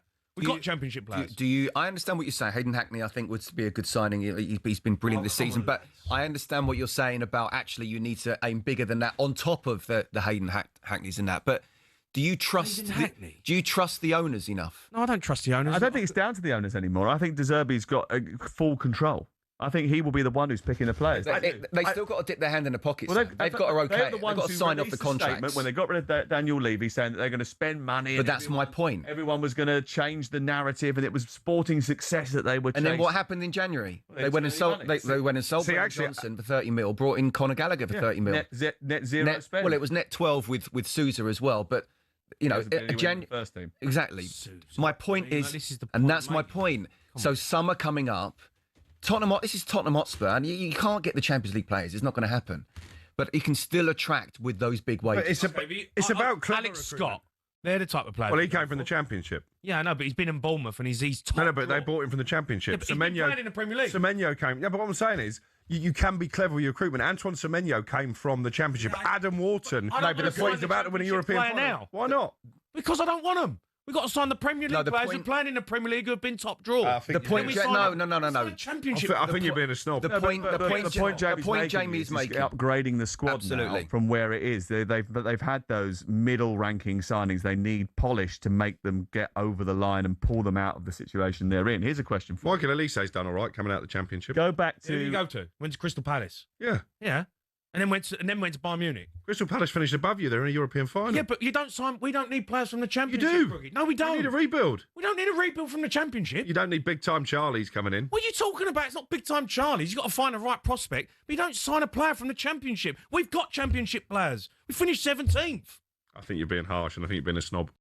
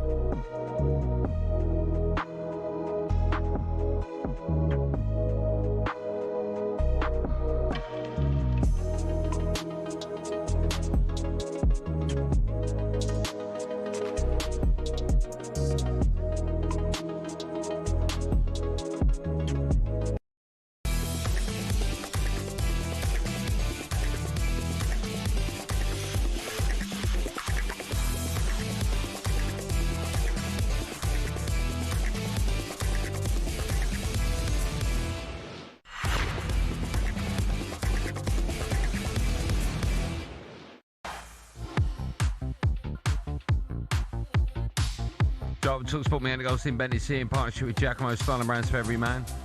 You know this is? You know, is it just library music? Oh, is it? Okay. That Harry Styles tune I was talking about was late Night Talking. That was the tune I was talking about. Good We're doing all this late night talking. That's something like Looking to the morning, meaning funny. That one. What's the matter? What are you looking at? Huh? You alright? Yeah, man, I'm good. Good. Champions, isn't we? You all right? How can I not be? And not only that, by the way. Oh, here we go. There's a few things I want to get off my chest. Oh, my First, goodness. Ipswich Town, back in the big time. Premier League. There you go. Love that. Right. Oh, by the way, which is going under the radar. Oh, here we Hey. go. More of it. No, Sunderland are in Europa League, man. That's insane.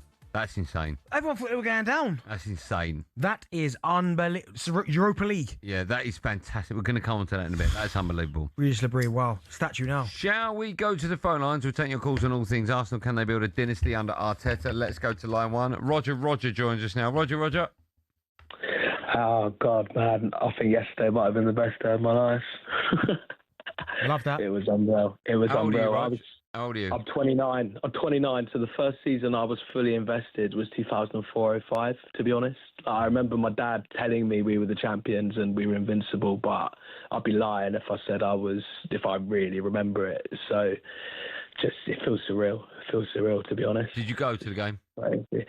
I didn't go. I've been to a lot of games this season. I wasn't at Selhurst Park. I was watching at Box Park when we headed up to the stadium after, and just the scenes. Like, do you know what I was thinking? Like, even if I just take my Arsenal hat off, there's the whole sort of relief and excitement of what's to come. But even if you look at like what was going on in London, like last weekend, you know, like protests and, you know, a lot of sort of conflict and all this sort of stuff. It was just nice to just have good vibes in London, just surrounded by just pure happiness. As far as I know, I didn't see any trouble. It was just pure euphoria. Like, it was unreal. I'm not an Arsenal fan, obviously. I sort of get the feeling from talking to you and obviously hanging out with Benty that if you lose the Champions League at the weekend, it's a little bit like, it doesn't really matter. No, obviously we want to. Oh, no, of course. But I'm, you know, we're going to be dining on this for all summer. If you lose the Champions League final on Saturday night, will it ruin your Saturday night? Oh, no way! We'll go against Sunday, but the parade and you know, it's not that can't ruin our vibe. The way I look at it is like, look, we've gone a step further than last year. Every year for the past couple of years, we've gone a step further. Like you said before the break, we're going into the Champions League as champions. We've kind of got that mentality now. We've got past this whole bottling thing. That's my sort of mindset. But do you know what it is? I think, Roger. I think because of the 3 seconds in a row, and people were on the verge of they're going to bottle it. I think that relief is why. And of course, Arsenal never won the Champions League. People don't expect Arsenal to win the Champions League. No. So if Arsenal get beat by PSG in the final, which I hope doesn't happen, Arsenal fans will go, we didn't think we would win anyway. So, but we've still won the Premier League. Yeah, it's a free hit, isn't it? If they'd lost the Premier League going into the Champions League, the feeling this week would have been dreadful. The great call, Roger. Thanks for that. Let's go to Paul, who's a gooner. Hello, Paul. How you doing? Hey, Andy. How's it going? Benty, we've won. Champions. Buzzing. Totally buzzing. I was on a train down from Edinburgh, went past the Emirates at 11 o'clock at night on Tuesday. Underground was unreal, brilliant. And I do agree with the last caller. I think Saturday's a bit of a free hit. If we win, great. If we don't, we're champions. And I think we've just got to take that into next season. I don't want to say it's going to be the new dynasty coming out of North London, but we've finally done it, man. Finally done it. How old are you, if you don't mind me asking, Paul? Big 5-0 this summer. Okay, so you remember the last time, right? Oh, yeah. But I've got 2 kids that all they've ever had is grief about Arsenal bottling it and never winning anything. So I was probably more chuffed for them than anything else. Yeah, it's a great shout, Paul. Same with my kids. Because obviously trying to convince my kids, Arsenal. Your young ones don't really know what's going on. No, Milan does. He's 12. Oh, yeah. And his dad. And also, it doesn't help. We've got Grandad who's rocking up every 2 minutes with Chelsea left, right. Yeah. What have you won this year, Grandad? Yeah, we just won Champions League this week. Yeah, how's your dad doing as a Chelsea fan? That's terrible, isn't it? I think they'll be okay. For the last 10 years, I think they'll be... Now, look at the club at the moment. Since 2012. Yeah. They have done nothing else but just dying. I know, but... They've won 2 Champions League in that time. Is it 2 Europas in there as well? Club Championship. I'm talking about now going forward. They're still fine. He's like, yeah. Okay, was it last year they won 2 trophies? No, I think it was it? When did they win the Conference League then? Conference League and the Club World Cup. Yeah, it was last year. Yeah, See? it was. It was. And somehow they managed to get to another final this year. They're not great finals. They're not great trophies. Yeah, but still. Well, I mean that like Chelsea are better than Conference League. Yeah, but the trophy cabinet must be stacked. Ryan Zaguna. Hi, Ryan. Hey, boys, how's it going? Yeah, good man. You all right? Yeah, good, thanks, mate. First time caller, let's get on. Oh, that's nice. What would you like to say? I disagree with the past two callers. I think Saturday game's probably the most important game we've got this season. I think winning this is the difference between what caliber left winger we can get in the window. Yeah, that's a great shout. I mean, it's a fact. I mean, if you beat PSG, then potentially maybe you get the like. I mean, current scale. I can't see him leaving PSG. Why would you? But the level might go up. But still, I think if you've won the Premier League, that's still a good old. You know what I mean? What's the word I'm looking for? That when you get someone into the interview, a good selling point. Oh, yeah. Do you know what I mean? Like, here we go. Look, Yeah, I'll start with this one. I think you've got your selling point now. I put the trophy. Whoever I'm trying to chat to, whether it be Kvaratskhelia, if I'm Arteta and I'm sitting down with him, I'm putting the Premier League trophy next to me. Yeah. Saturday's massive for you. Yeah, it's huge. But arguably one of the biggest games of. And bizarrely, you go into it on the biggest high you could ever go into a game of football. We're going into the back of it with winning the Premier League title, and again, it's not a free hit because it's not you don't get to Champions League finals you've got the often. best team in it, right? So we're going into it. We can't go into it in any better form. No. You know, with winning games, Yeah. won the league, going against PSG. Come on. Yeah. Still to come, we'll be asking if it's acceptable to celebrate finish 17th for 2 seasons on the bounce. We're talking about Spurs. Before that, it's time for a bit of no Googling.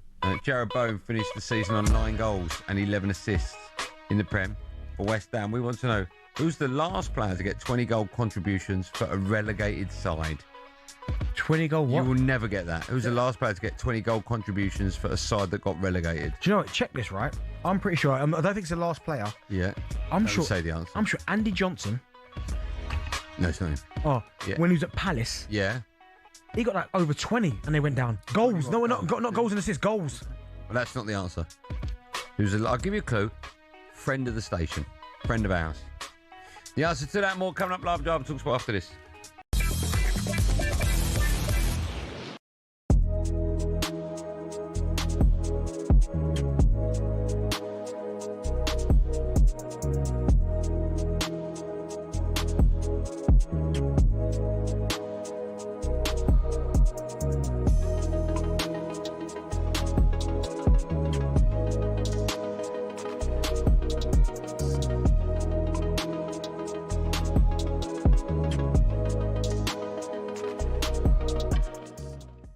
Lots of upheaval at your old club, West Ham United, as well.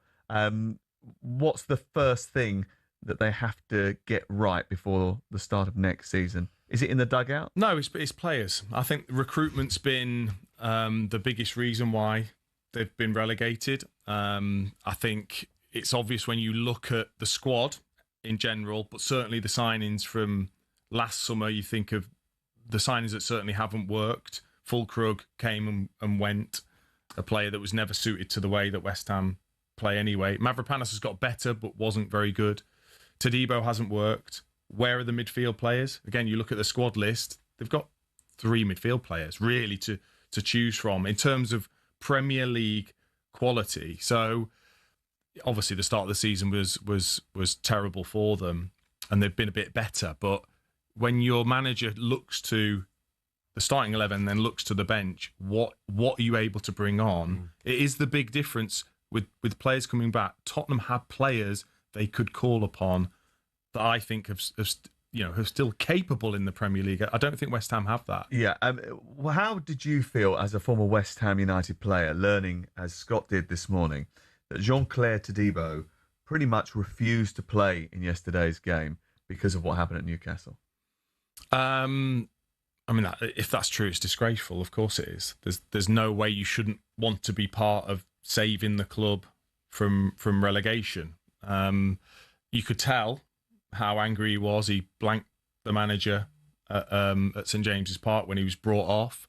He was so poor in the game anyway. He should really have been looking inwardly at himself, not the fact it was him that was taken taken off. You just hope that sort of attitude. I don't think that's the norm. I think there is a harmonious dressing room because they've been fighting together, yes, they have, haven't they? Exactly. Since they lost Paqueta February. You can question some of the manager's decisions in terms of the starting 11 and the system. Certainly at Newcastle, you can talk about maybe the odd really bad performance. You can't have a go at the players for a lack of effort and desire. Those that have been playing, I think I've very much seen that, and I thought that was going to be enough to keep them in the Premier League.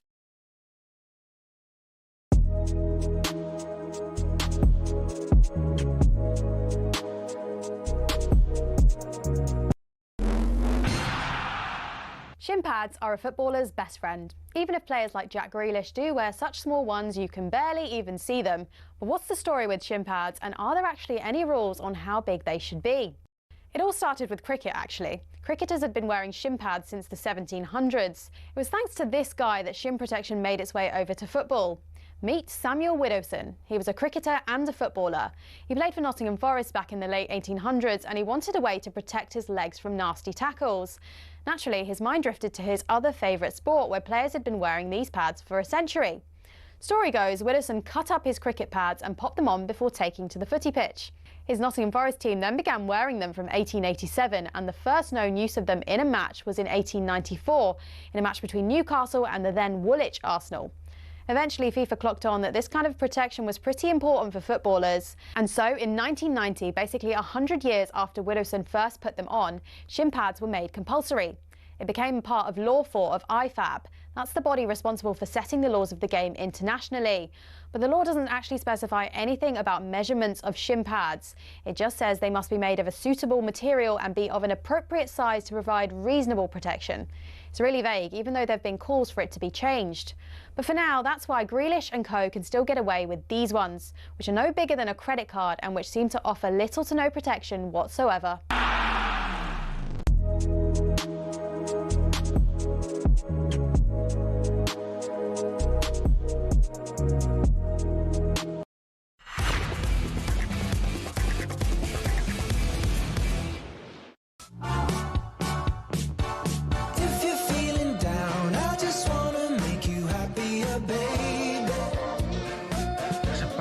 My daughter will be proud. We're going to see Harry Styles in June at Wembley.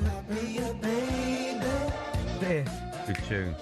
We've been doing all this Late night. Before the bank asked question, who's the last player to get 20 goal contributions for a relegated side and be relegated? Who was it? Charlie Austin. Super Charlie Austin. What do you get? QPR got 18 goals and 5 assists. AJ's better in it. 21 goals, AJ. All right, let's slag off Charlie Austin. AJ, come on. You know what? He's one of them strikers that people don't talk about enough. He was good in. Who was better, him or Kevin Phillips? Oh, Super Kev was unbelievable. Who was better out of who?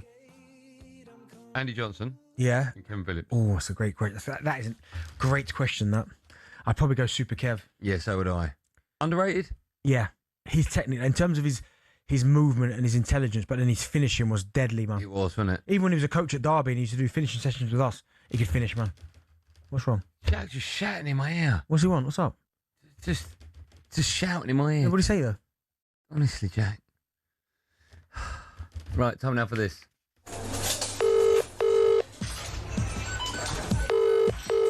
How you doing? It's Darren Bent. Takeaway. Can I take your order, please?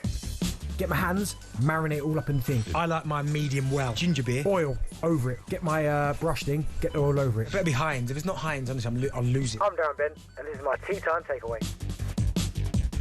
Yes, Darren Bent's Tea Time Takeaway, where every week 100 Club member Darren Bent serves up his 5 key takeaways from the weekend action. So, you got ad-lib, forgot about that. So, Bentley, what are you serving up today? I'm serving up in my restaurant. I'm going to pay homage. I'm going to pay homage to someone. What's the restaurant called? Bent's Bakery. Okay. What do you make? Everything. We don't make everything. Only stuff with dough. No, it's called a bakery, but I can do everything. Like what? What else on the menu other than bread? Chicken breast. Right. With potatoes. Yeah. Rice. It's not really a bakery then, is it? Nah, I call it a bakery, but it's that bakery. Bentley's Bakery Plus. Okay, all right. Yeah, as soon as you put a plus in. Yeah, you get fresh bread plus anything you want. Okay, I like that. Chips. I'd go. Yeah, Regis Labrie deserves all the credit in the world. Yes, let's hear from the Sunderland gaffer, Regis Labrie, speaking to talkSPORT after qualifying for the Europa League. He said he's delighted for everyone at the club. I think fans are happy, and the 24th of May is a special date now for us and for the club, the fans. They deserve it because they are so supportive behind us, away from home, here at home. The ambience, the atmosphere was absolutely fantastic today, and I think the energy of the squad was connected with our fans. Now, at the beginning of the season, the normal conversation would be, will Sunderland have enough to stay up? Mhm. And then halfway through, it would have been, do you think Sunderland can get top 10? The fact they've got Europa League is unbelievable. Yeah, again, and it shows you it can be done. Now, I get it. People say, yeah, they're spending a lot of money. But not only did they spend a lot of money, they recruited. You talk about the recruitment, bringing in Robin Roos, the goalkeeper, who was, oh my God, incredible. Granit Xhaka speaks for itself. Brian Brobby was like a battering ram. Mukwele. I just think they've got recruitment bang on from all over the pitch. Yeah. And then again, Regis Debris, what he did last season, getting them promoted, and then this season to stay in it, and not only to stay in it, to get them in the Europa League. That is takes some doing, but next season will be difficult. Like they're going to have to get this absolutely bang on next year, because how many times have we seen a club with maybe a smaller squad? I'm sorry, and by the way, they lost a whole lot of players to AFCON. Yeah. So that takes it even, that makes that job he's done even better. But next season, when you're in the Europa League, all those games, man, a lot of teams, their Premier League form suffers. I just hope for Sunderland that, and I think Regis Debris, he's clever enough. I just hope he balances it out right. But listen, if it wasn't for Arteta winning the league, he'd be my manager of the year. I was going to say he's been nominated for manager of the season. Not in with a shout, or is it just going to be Arteta? Arteta's won the league, isn't he? But if take Arteta out of it, winning the league, in terms of the job, What Keith Andrews, he'll be up there or not? Not like him. No, okay. I mean, what Keith Andrews has done is incredible, because no one gave them a prayer. But what Regis Debris done, you'd have to say fair play to him, brilliant. Okay. Where do you want to go next, DB? Well, do you know what? He's got ad-lib everyone. I watched Bournemouth against Manchester City. Yeah. Thank you, Bournemouth. But their manager, Areola, incredible. But I'm just wondering, if he doesn't get the job that he wants, could he regret leaving Bournemouth? Good question. Let's hear from the Bournemouth gaffer, Andoni Areola, speaking after the club qualified for the Champions League. Hold on. After the club qualified? Obviously, he's not ad-libbing then, is he? What's happening here? I haven't qualified for the Champions League. I don't know what's going on there.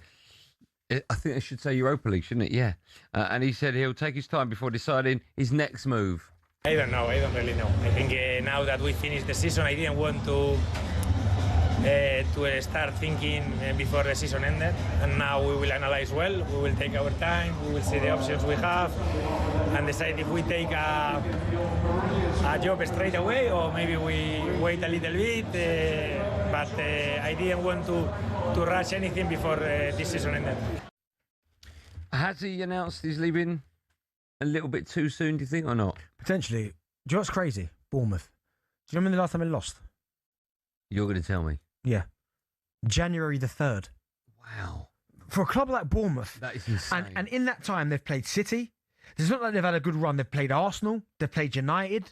They've had some top Villa, and Liverpool. They played the City side recently, desperate for Desperate, right? The job he's done is incredible. And I do wonder. I know he's announced he's leaving. They've got a new man coming in. So that I don't think he can. Right. I don't think he can backpedal. Yeah. But maybe he sometimes managers, I won't say outstay their welcome, but next season they come back, it doesn't go as well, and then people are questioning him. But what he's done for Bournemouth, getting them into the Europe, I think is exceptional.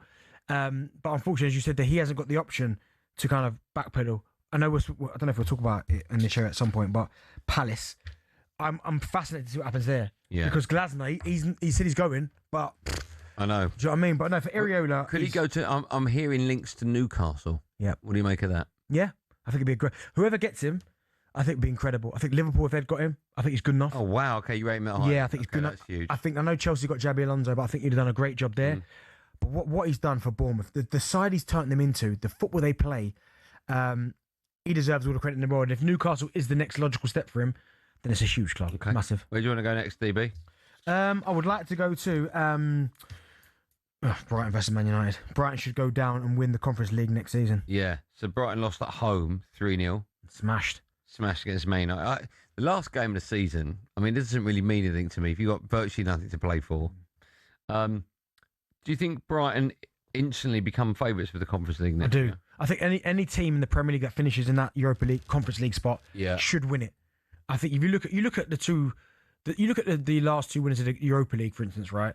Go back to last year, a team that were fighting relegation for the last 2 seasons won the Europa League. Yeah. That just shows you how that's a good strong the Premier League. I know Villa won it this season, and they're just a top side. But for me, and Villa this season finished 4th, so that just tells you the strength and depth in the Premier League is too strong. And if Brighton, they are in the Conference League, I fully expect them to win it, to go on and win it, because the quality that they're facing week in, week out in the Premier League is far greater than anyone else across Europe. Quick word about a few other sides the weekend. Sunderland beat Chelsea 2-1. No European football for Chelsea. Is that a good thing? Yeah, perfect. They don't need it.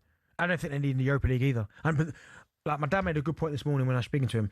He said the only reason why he wanted Chelsea in the Europa League is because then that's 2 options, 2 avenues to get into the Champions League. Either you finish top 5, or you win the Europa League.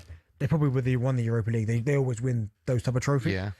But I think for Xabi Alonso coming in, it's not the worst thing in the world, coming in with no Europe. Then you can fully focus on getting your team settled. Well, we didn't have any Europe, right? And look what's happened. And we got knocked out of cup competitions really early. Who beat? Oh, Grimsby. Yeah. But no, I just think that I think Chelsea don't need that. They don't.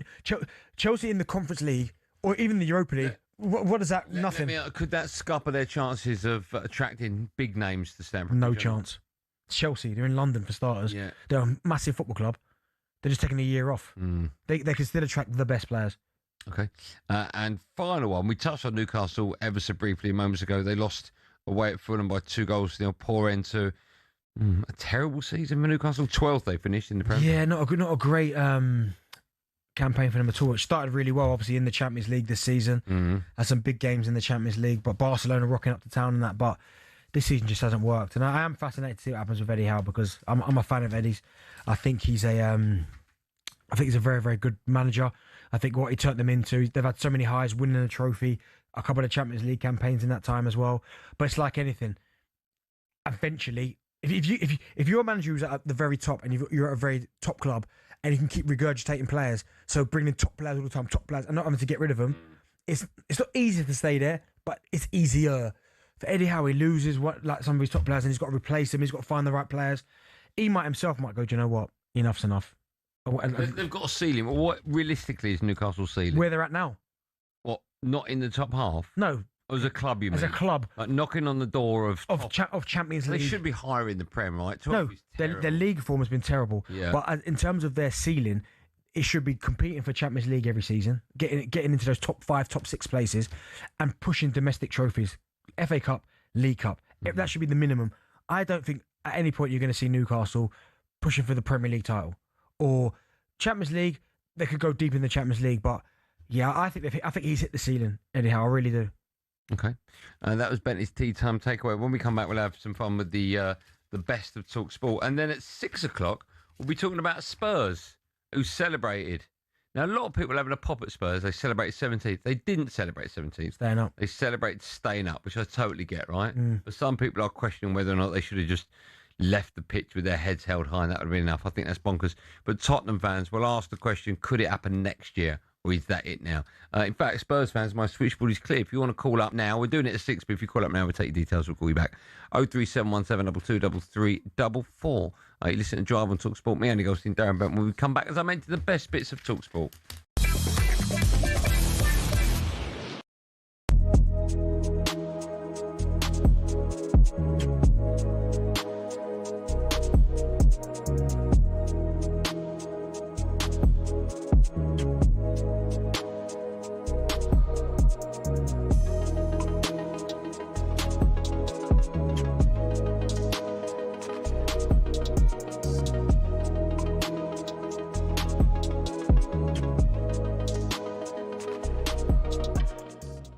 Just explain what the story is. Well, basically, Romero's injured. He can't play. Now, Spurs obviously played the biggest game of the season on Sunday. River Plate are playing against his former team on the last day of the season as well. Both teams can win the league, all right? His former club, that one that he grew up with. I don't know I can't remember the name. Anyway, they kick off at 7 on Sunday. He's gone to Argentina to watch the game instead of Spurs against Everton.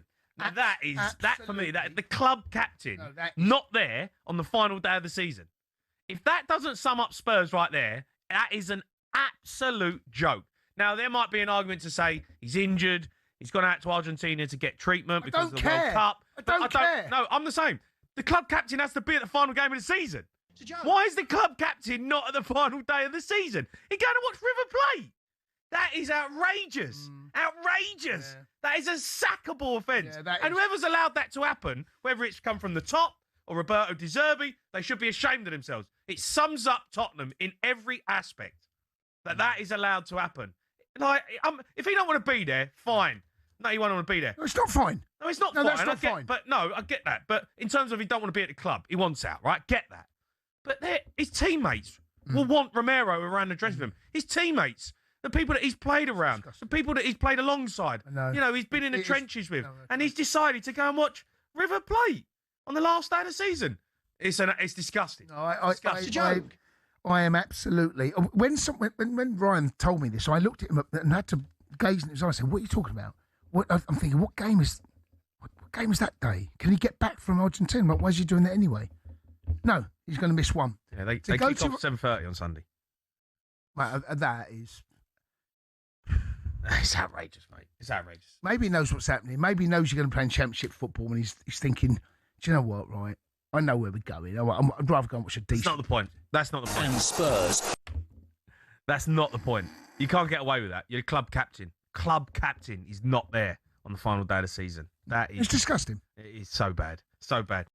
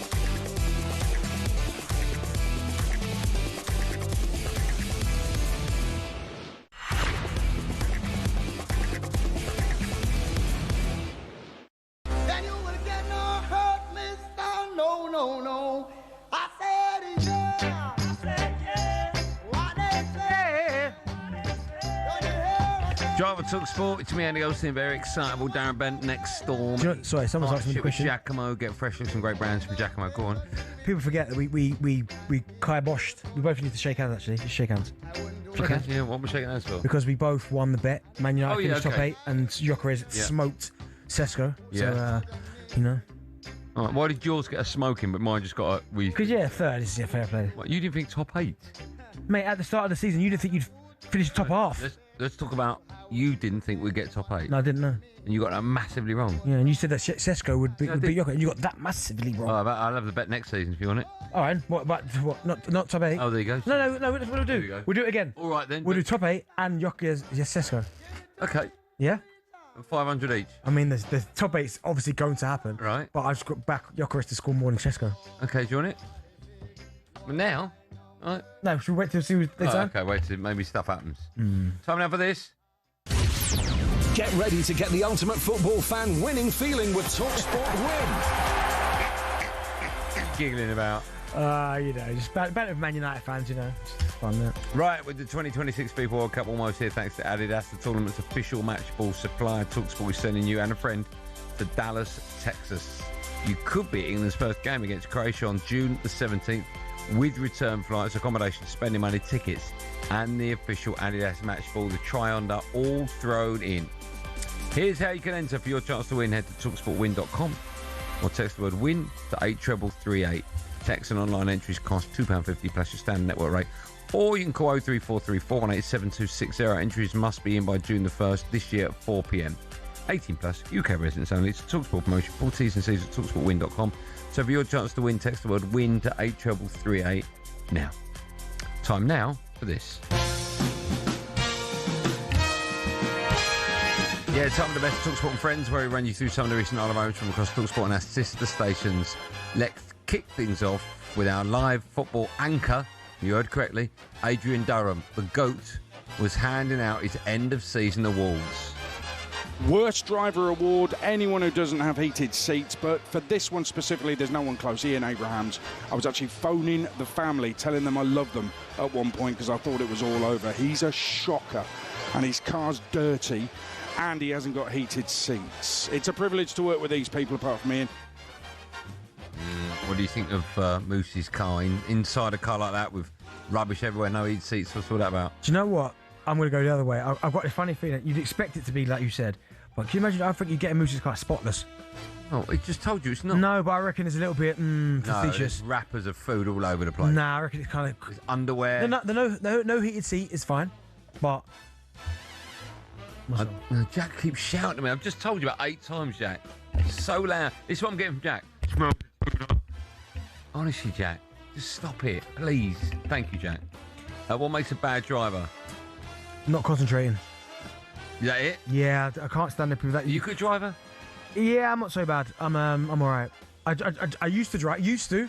So, Joe, used to. Yeah. A little bit quick. But now I've slowed down. As I got older, slowed down. Okay, so I used to go like 71, which is illegal. So that's why I go 70. Okay. Yeah.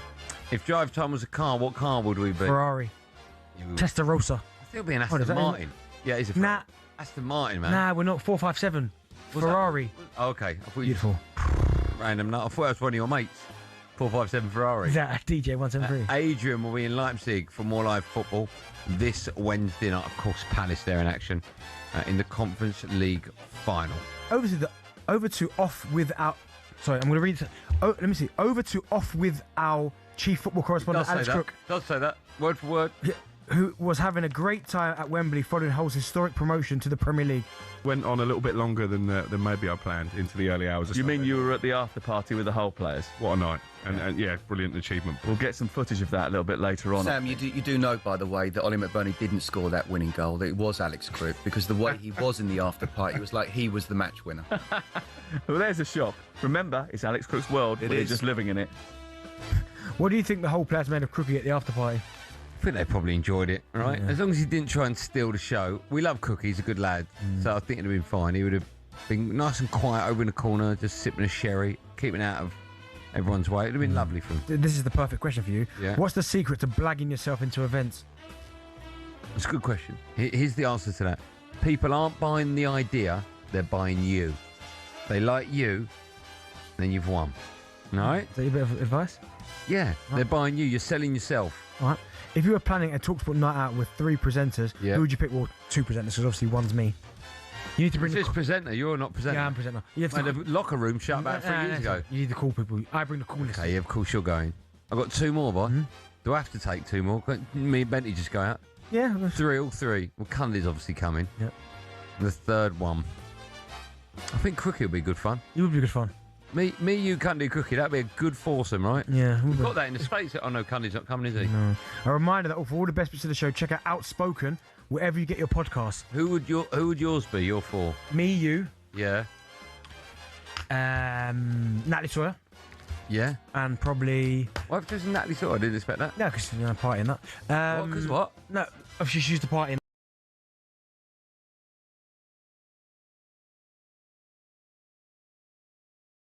Yeah. Oh, come on, man. It's Monday. Hey, just me. Hey, well played, Joe. Monday, man. It's back holiday, Joe. I'm so glad you did that. That's fine, though. That's fine. Go on. Doesn't matter now. Let's finish with the weekend breakfast show. Is Shabana Hearn telling Tony Cascarino all about her recent diet. Luckily, my missus is not up because she would be like, "What are come you for doing you. having that food?" Mess health. Yeah. Mess health will come for you for that. Because you've gone from the athlete that done the marathon. Yeah. To And- fat pie. I wouldn't say that, but you've gone from that to having, Two McDonald's in one weekend, and I'd do it all again. That is terrible. 2 Mackie D's in a weekend. Yeah, bud. What food makes you feel the worst after eating it? Do you know what? One cuisine I like. I love Chinese food. It's lovely. But after I eat it, I'm always like, oh, why did I eat that? Ice cream for me. I feel dirty after. Ice cream? Are you a child? No, like I had one today, right, with you. No, you didn't. No, we went out. You and I went out, and you bought me an ice cream. No, you had a yoghurt. That was an ice cream. That was a wafer ice cream. Oh, is that what you had? Yeah. I didn't see you eating that. Yeah. I just felt afterwards like I didn't need to eat that ice cream. How many days in a row is it acceptable to eat junk food? Depends how much you're training. If you train every day, I guess you can have a little piece here and there. Yeah, a little piece here and there, do you? Would you rather never eat another starter or never eat another dessert? Another dessert. I'm a starter, man. Are you? Yeah. Do you know who's mad? Sorry, on social media. Yeah, go on. Do you follow Andros Townsend? Yeah. He Each just- 7 day 7 water- days. Well, why was he doing that? A water diet? You know, I ain't doing that. I ain't lasting that. 7 days. Do you remember Dan reckoned he did it? He did 3 days. He went Yeah, 7. and he lost about 19 stone. Yeah. And the bloke only weighs 8. Do you remember that? He was Yeah. convinced he lost about 8 stone. 7 days is nuts. Why has he done that? Because I noticed when he was posting, he was posting like unbelievable graphics. Yeah. So I assume someone was behind him doing that. 7 days. I don't think I could do that. Just water for I think 2 days is the max I could do. I might give it a go. Yeah. There's no way you could do that. 7 days, no food. Have you ever done it, Joe? After like 2 days, you're meant to just feel euphoric. Oh, yeah. You're meant to feel unbelievable after 2 But days. I know it's a liquid water diet. Here we go. Question of the week. No, but can I have a coffee? That's a great question. No. No, I can't. Green tea. Electrolytes- No. Electrolytes and water. Oh no! I said if I can have a hydration tablet in one of the waters, I'll be fine. Yeah, you can. Oh, that's all right. Yeah, you can do that. That's absolutely fine. Berry flavour. Yeah. Okay, nice. Should we do it? I don't know. I've got 3 days. Should we go 3 days? I can't do 7. I'll die. I'll tell you that now. Well, you won't, because you won't. My body will just shut down. Should we do it next week? Because this week we're all over the place. Yeah, coming in. Next Monday we're at it. Jack, you want to be in it? You want to be in it, Joe? No? Next Monday to Wednesday. All right. Water diet. Okay. We'll do it. Wait, make sure you do that. Right, I'll be honest with you. You'll be honest with me. All right, we'll give updates throughout the week. And people at home can try it with us. All right. Shaban and Tony are back at 6 a.m. on Saturday. Saturday's only Monday, blimey. Meanwhile, make sure you download 21 Minutes to Go with me and Jason Cundy. New episodes drop every Monday and Thursday. Still going, is it? Huh? Still going, is it? Yeah, he's still going, yeah. I thought you had that encouraging Ending signs. All right. Oh, I heard that. No, because I've got the World Cup coming up. It's ending soon. Because I got 21 minutes, no more. I've got homework from that, and then I got the World Cup coming up. So that's Because that'd be part of that cancelled, the boot room. What? 21 minutes to go. What was the boot room? Deleted. What was that? When we come back, talk to cancelled. Spurs were nearly cancelled at the weekend. We'll talk about that. Tottenham fans, you can have your say by picking up the phone. 03717223344. Is it a 2-off? Is it a 2-off, Tottenham fans? And where will you finish next season? 03717 223344. Thanks, Tom. Well, listen, it's gone from bad to absolute worse for Manchester United. So let's get an update from Don McGuinness.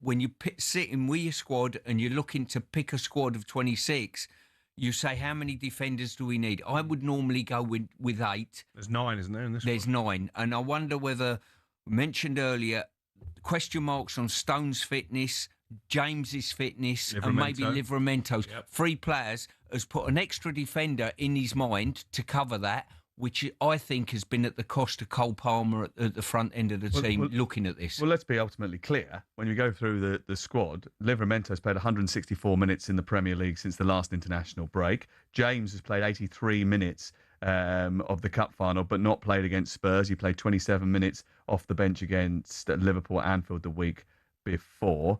Stones, since the 2nd of December, has featured 4 times for Manchester City, totaling just 253 minutes of action. And Jed Spence, I mean, look, he played 70 minutes against Uruguay in the friendly on the Friday night of the last international break, but he's only started once under Roberto De Zerbi. So it's not as if everybody in that back line is playing regular football. I guess you can look at that 2 ways. You could say there's a risk because they've not played many minutes, or you could say actually they're coming in fresher than some of the players because they've not played so many minutes. Looking at your face, Stuart, you think they should have had a lot more minutes under their belt. I think people are a little bit deluded with this word fresh. Listen, I'm fresh. I ain't played for 20 years. Don't make me a better player, you know? I think it's very, very misleading. People say being fresh. I like to get in a routine, a rhythm, 90 minutes, going to major tournaments. I'm sure Gab's the same. If you said to him, like, have a month off and then deliver, well, he'd probably take that. I'm wrong individual, sorry, but most people, most normal human beings need the consistency of playing. And this fresh, it's a red herring. Honestly, it really is. You're telling me, leave me out and don't play me a great deal since the 2nd of December in John Stones is going to be helpful this summer. I don't see And he has a history of picking up injuries. Didn't he pull out the last squad injured at the last minute? He did, but the other thing to mention is that he always seems to be available for England, especially at major tournaments, and he has managed to do that regularly.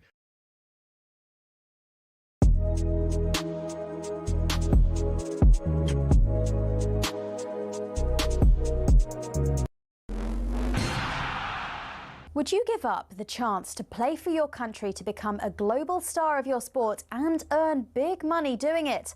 Well, that's the choice facing rugby players right now because of the proposed new R360 League. Led by 2003 World Cup winner Mike Tindall, it's already being backed by major investors. Its goal? Turn rugby union into franchises, not clubs, add some serious cash and a bit of razzmatazz.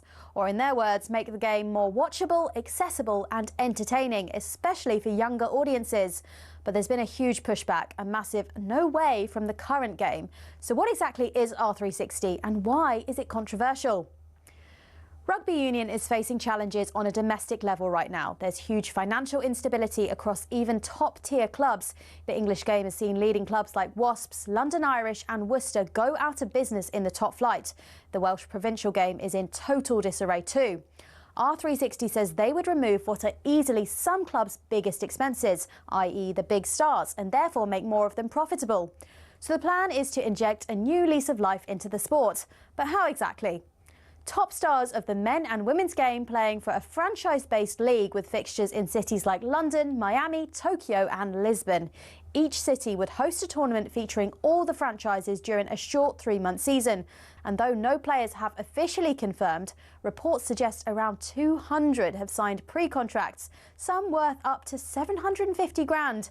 And if that's the pre-contract, you can imagine where the full wages will get to. Problem is, the rest of rugby says no. In fact, no way. The national unions from England, Scotland, Ireland, France, Italy, South Africa, New Zealand and Australia have declared any player joining R360 will be banned from test selection. World Rugby's also not approved the league. Many fear it echoes football's failed European Super League, a top-down, money-driven idea that could damage the sport's traditions. So is it dead already? Well, rugby union is at a crossroads. Some may be against it, but we know others are being swayed by the cash. So will everything work itself out? Or after the European Super League and Live Golf, have we got sport's next big scandal on our hands?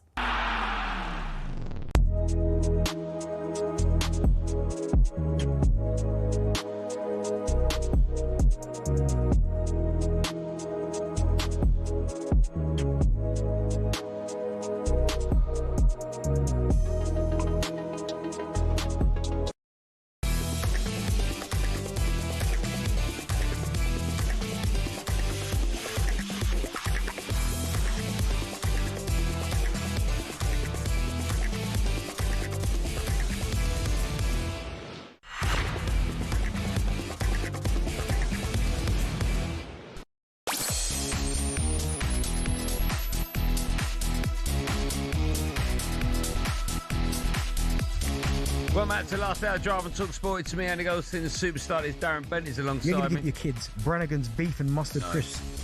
Do I? When we talk about flavours of crisps. I don't remember that. I don't remember what I got upstairs. You say it all the time, but boy, if someone you don't. What? No. What's your problem with that? I was talking to someone about this today. So imagine my head, my brain is like a computer. Mm-hmm. Right? Let's say an old school computer like Commodore 64. Atari. Yeah, but I don't know how many RAM that came with. Okay. Commodore 64 came with 64K. Right? I've used up all the K.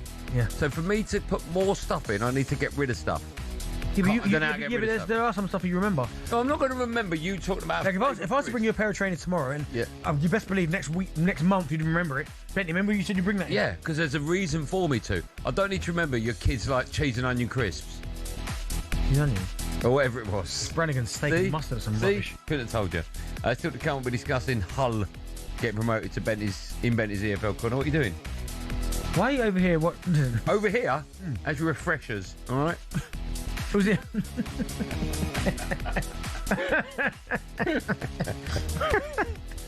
You're stashing in your gob. I got nothing in my mouth. But now, is it acceptable to celebrate coming 17th, not once, but twice? Tottenham Hotspur 1, Everton 0. Tottenham survived, West Ham are relegated. Listen, the relief for the fans is palpable around this place, and you can see the excitement. But you've got to say, when the dust settles, this has been horrific, and I think they've got very, very fortunate. Up the Spurs. You lot, absolute charlatans. Good team. A disgrace. Good team, mate. Celebrating that.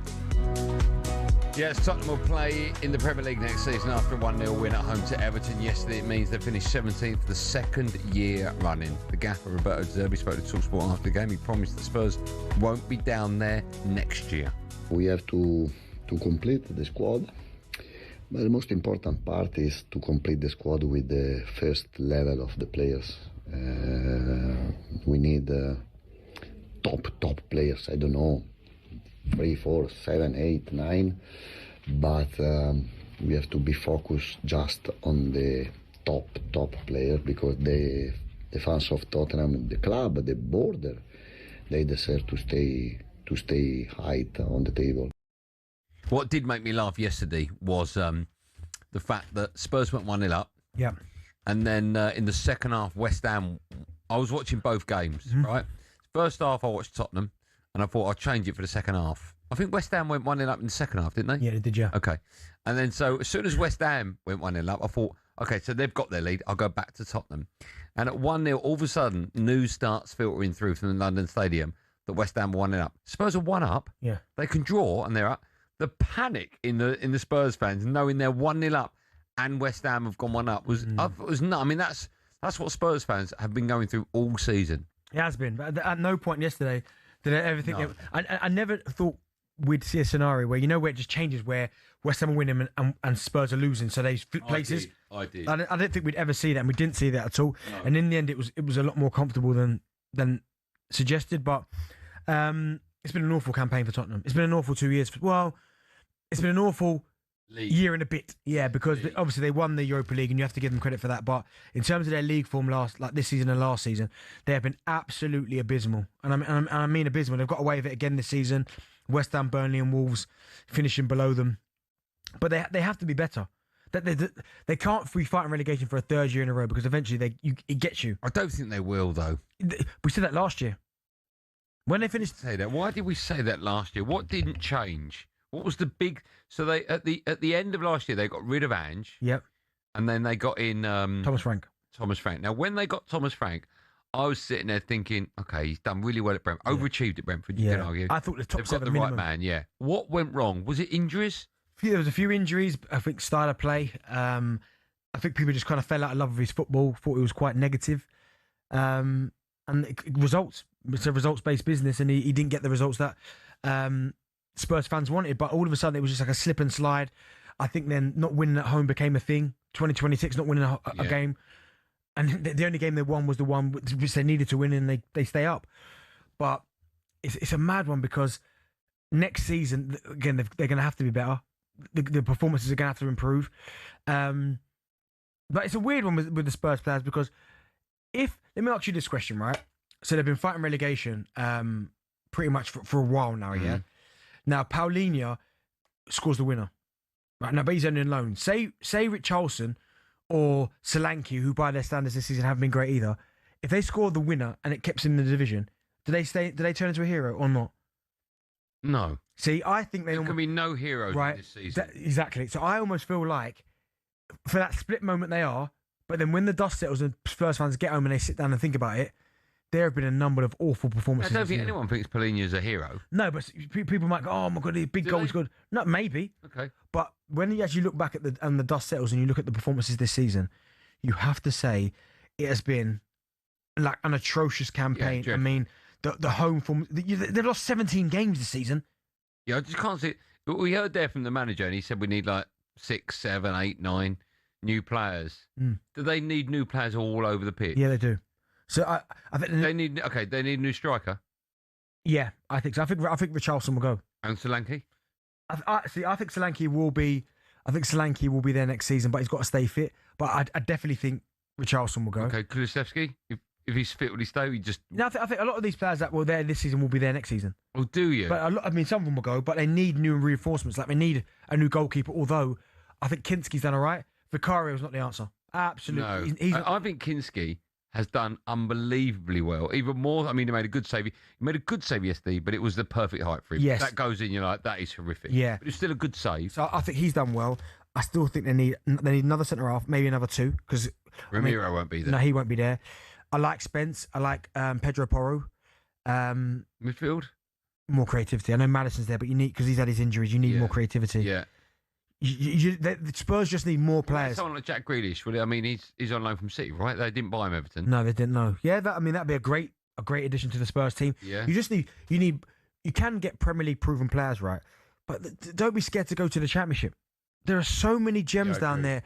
I mean, if you look at, example, Elise. I think quickly Elise came from the Championship. Vardy. You mentioned Semenyo. Semenyo. Eze was at QPR before Palace took a chance on him. Jared Bowen was at Hull before West Ham took a punt on him. Yeah. Not everything has to be foreign and because they've got a flashy name. It's not the case. If you go to the Championship, Hayden Hackney, for instance, is another one. Yeah, great. He didn't get promoted. Someone take a chance on him. Morgan Whittaker at Middlesbrough, although he didn't have his best game at the weekend, he's another one that someone might go. The kid at Fulham that's on a free now, Harry Wilson. Harry Wilson. Could he go there? Yeah. There are players there. I mean, Harvey Elliott's going to be going back to Liverpool. There's another one. There are players there that Spurs can attract. But Spurs fans think they should be knocking on the door of Champions League football. Yeah, right. I don't think they're that level. What should their realistic aim be this season? Top 8. I thought you'd say top half. No, top 8. Top 8? Yeah. I mean, you look at this, and again, no disrespect, right? Yeah. Brentford have finished 9th, Brighton have finished 8th, Sunderland have finished 7th, Bournemouth 6th. Spurs, if you can't, Spurs should be not even so much be higher. They should be competing with them. Yeah, you're right. They should be in that league. Exactly that. So, recruitment's going to be key, but I don't think you have to go foreign all the time. You look at the Shores, look at Bournemouth's recruitment, look at Brighton's recruitment. Do you remember Andy Robertson was linked to the club, and he said if they start, I'm going there. Yeah, that could work. But no, I think their recruitment this summer's going to have to be spot on. Where will Spurs finish next season? It's possible to answer, right? It won't be 17th. Off the bat, I'm going to say 9th. It won't be 17th, will it? No. I don't know why I asked that. It's such a stupid question. No. So many people will ask that question over the next few months. Impossible. I say 9th. Top half. Has to be. Okay. Tottenham fans will take your calls in just a moment. 037172233. I thought my switchboard is empty. It's bank holiday Monday. It's warm out. But if you're listening, maybe you're sat in the garden listening on the free to download app. If you want to have your say, if you pick up the phone now, you'll be next. Tottenham fans, you can talk about your side. Where will you finish next season? Realistically, what is the aim? What sort of players can your club attract? 03717223344. Dial that. You'll be next. Live and Drive and talkSPORT.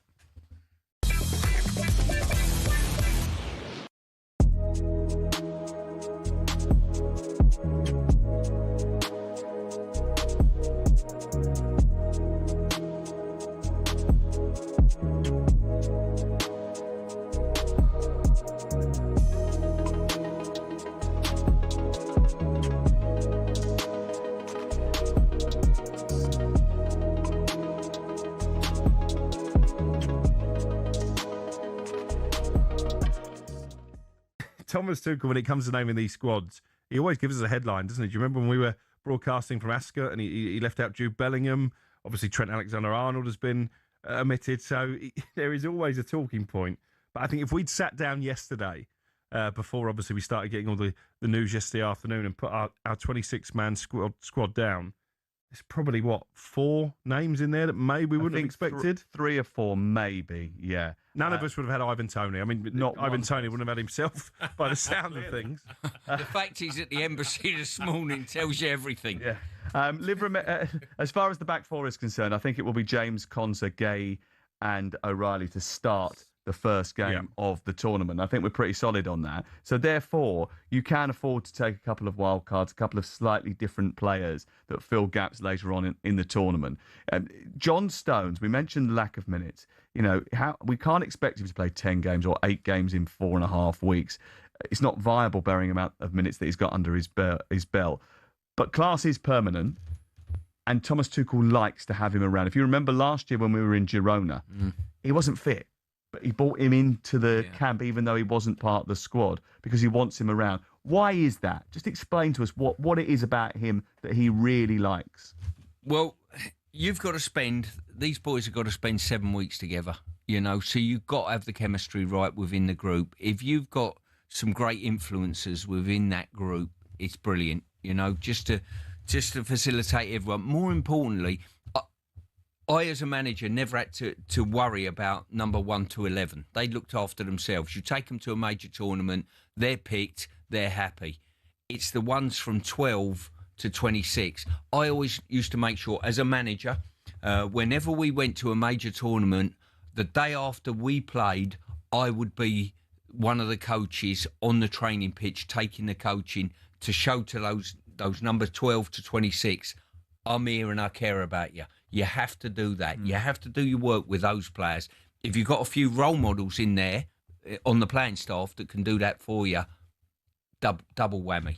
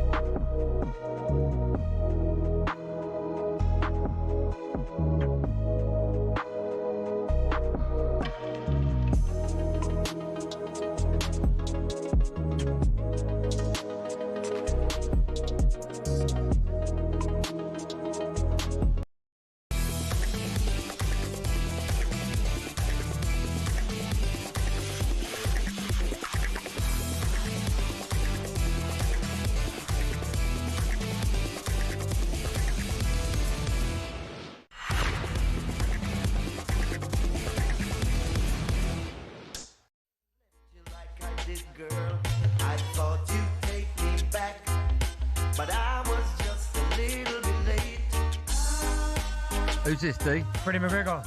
Freddie who? I was born a wee tune, man. For Arsenal, innit? For all the Arsenal fans.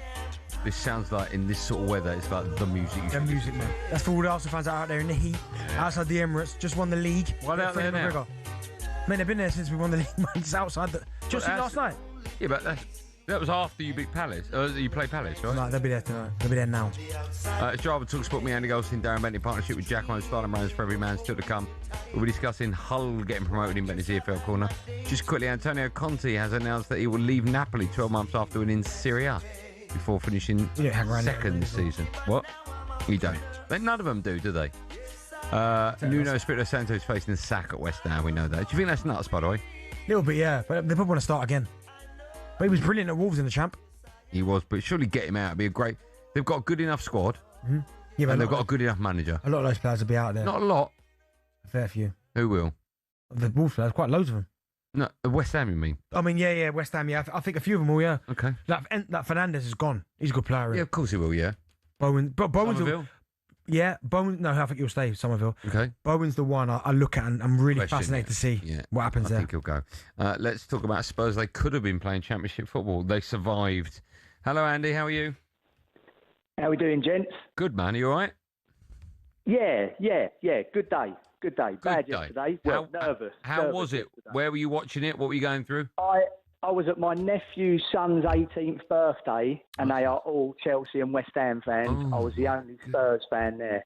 And what were you I was watching? On the there screen all or on your afternoon. phone? What were you doing? No, I was tuned in to talkSPORT all afternoon. Good boy. That's nice.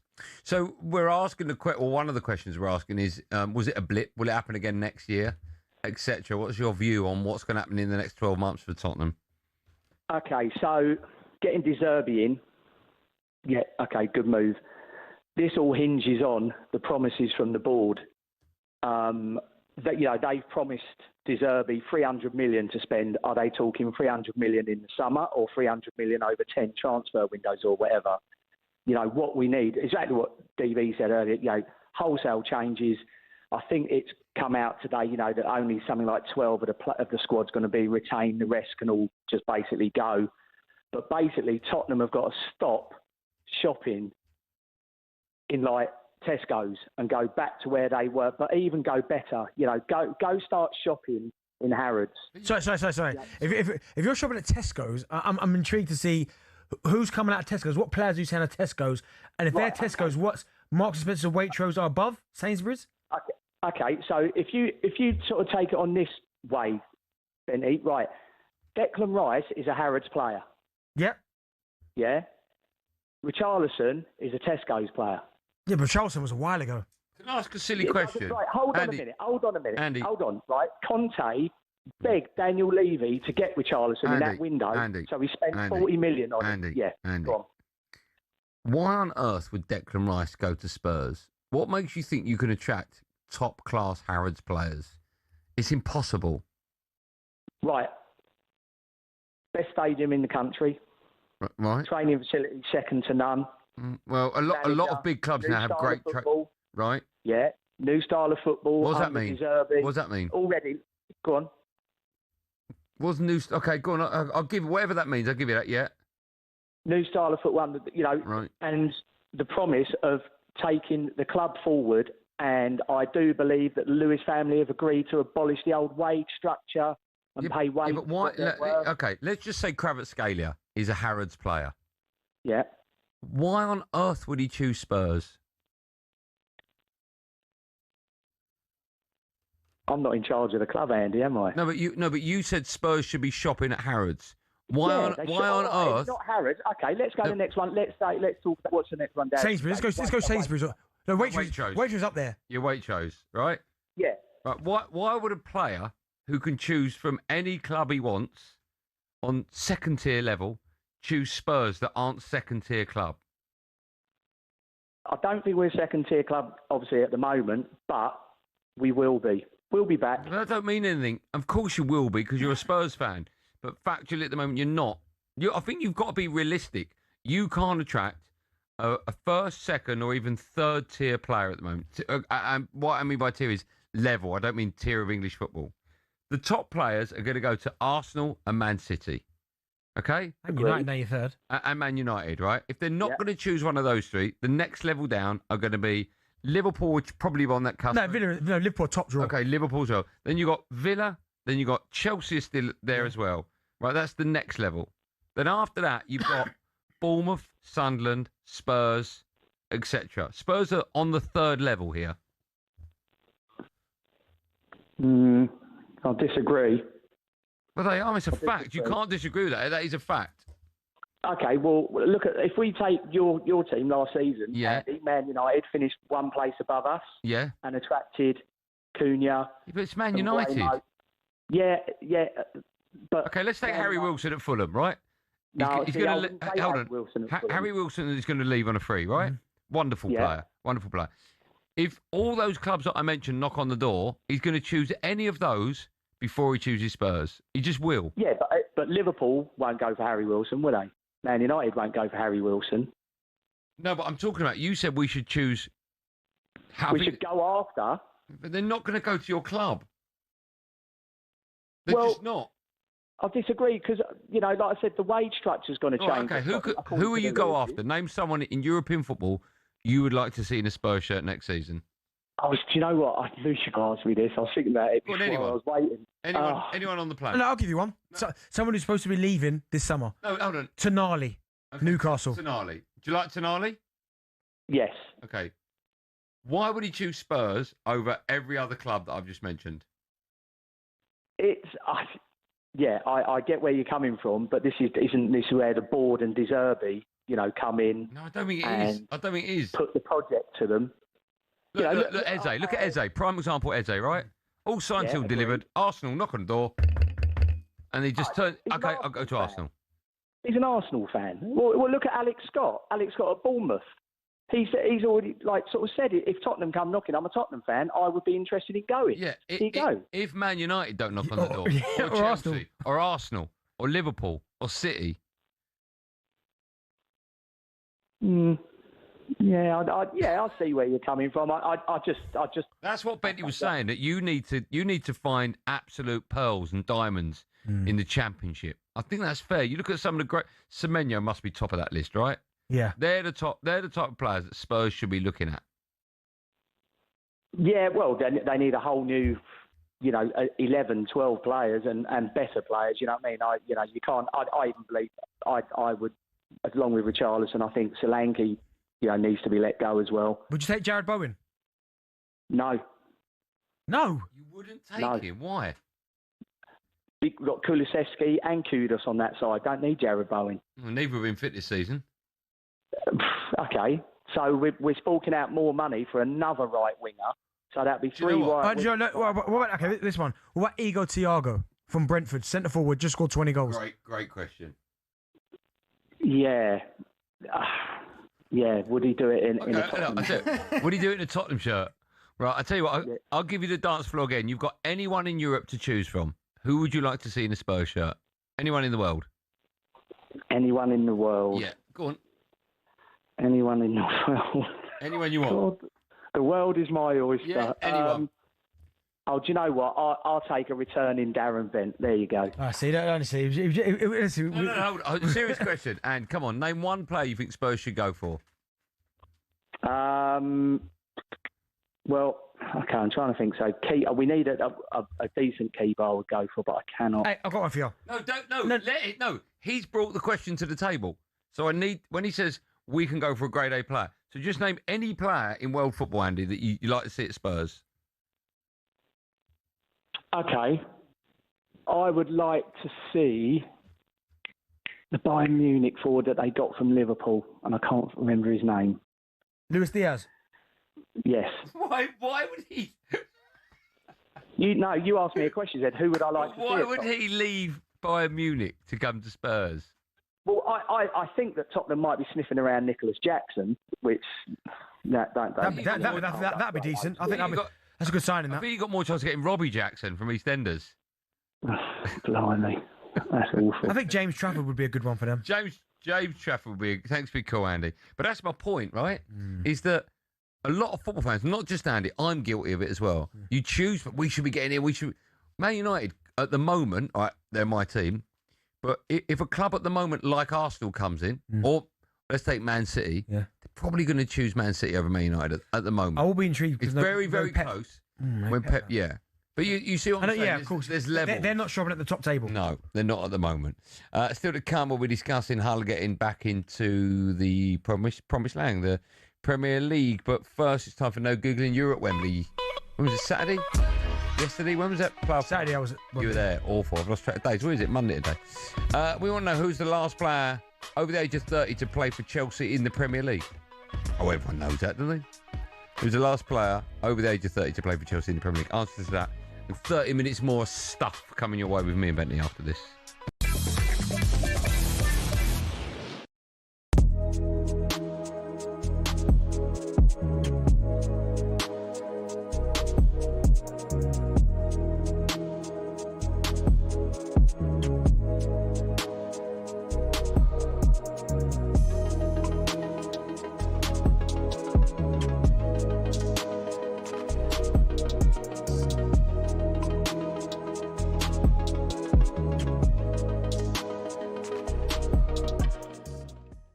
at some of the attackers, Palmer and Foden left at home, the two omissions probably that define the talking points of the squad. But we all expected it. I've been saying it for the last 2 months, and Manchester City fans and Chelsea fans are like, no, you can't leave them out. It's Cole Palmer, it's Foden. We know what Palmer can do in big games, but when you're not performing in that position where we got so much talent, like Rodgers, Eze, look at Bowen, unfortunate not to be in the squad. Gibbs White can't get in the squad, so I don't think it's a shock that Foden and Palmer don't make it. One of the things that he has said, Thomas Tuchel, is that he wasn't going to take a batch of number 10s. He was going to take players that played in specific positions in that front line. He has only taken 3 of them. He couldn't take 5. He didn't want to take Foden and Palmer and then crowbar them into the team out of position. Is that the right call? I think so, because we saw, going back to the last European Championships, Gareth Southgate tried to do that with Foden in particular, and he ended up having a nightmare of a tournament. Palmer was used only sparingly. So, yeah, I understand the argument. I would have taken one more in that number 10 position, because obviously you can play Bellingham deeper if needed as well. And I think if you're talking about taking one more, Gabby's dead right on form. Foden has been off it for a long time. Palmer has had an injury-afflicted season and hasn't really been the Cole Palmer of old.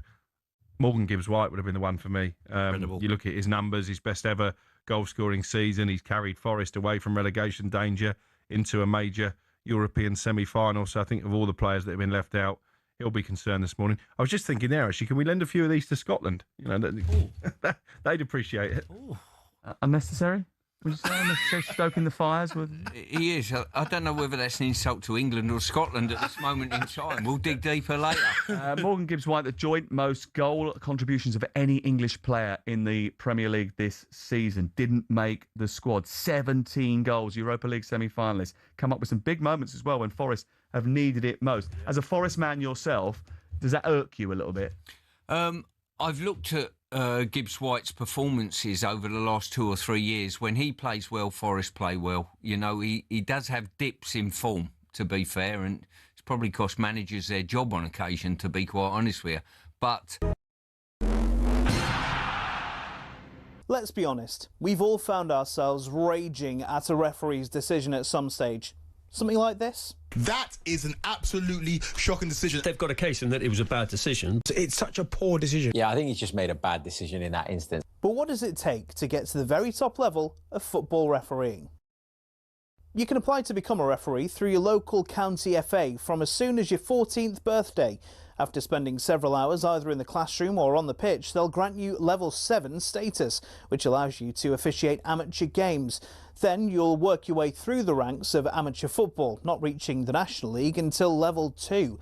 It's a long process, bearing in mind every level from 7 upwards takes an average of a year. Also, there's no specific number of games you have to ref or hours you have to log before moving on up. You simply just have to be good enough.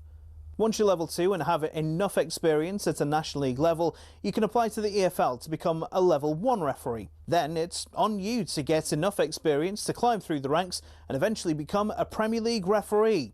In total, there are 37,000 registered referees across England, but the PGMOL has only deemed 21 good enough to officiate games in the top flight.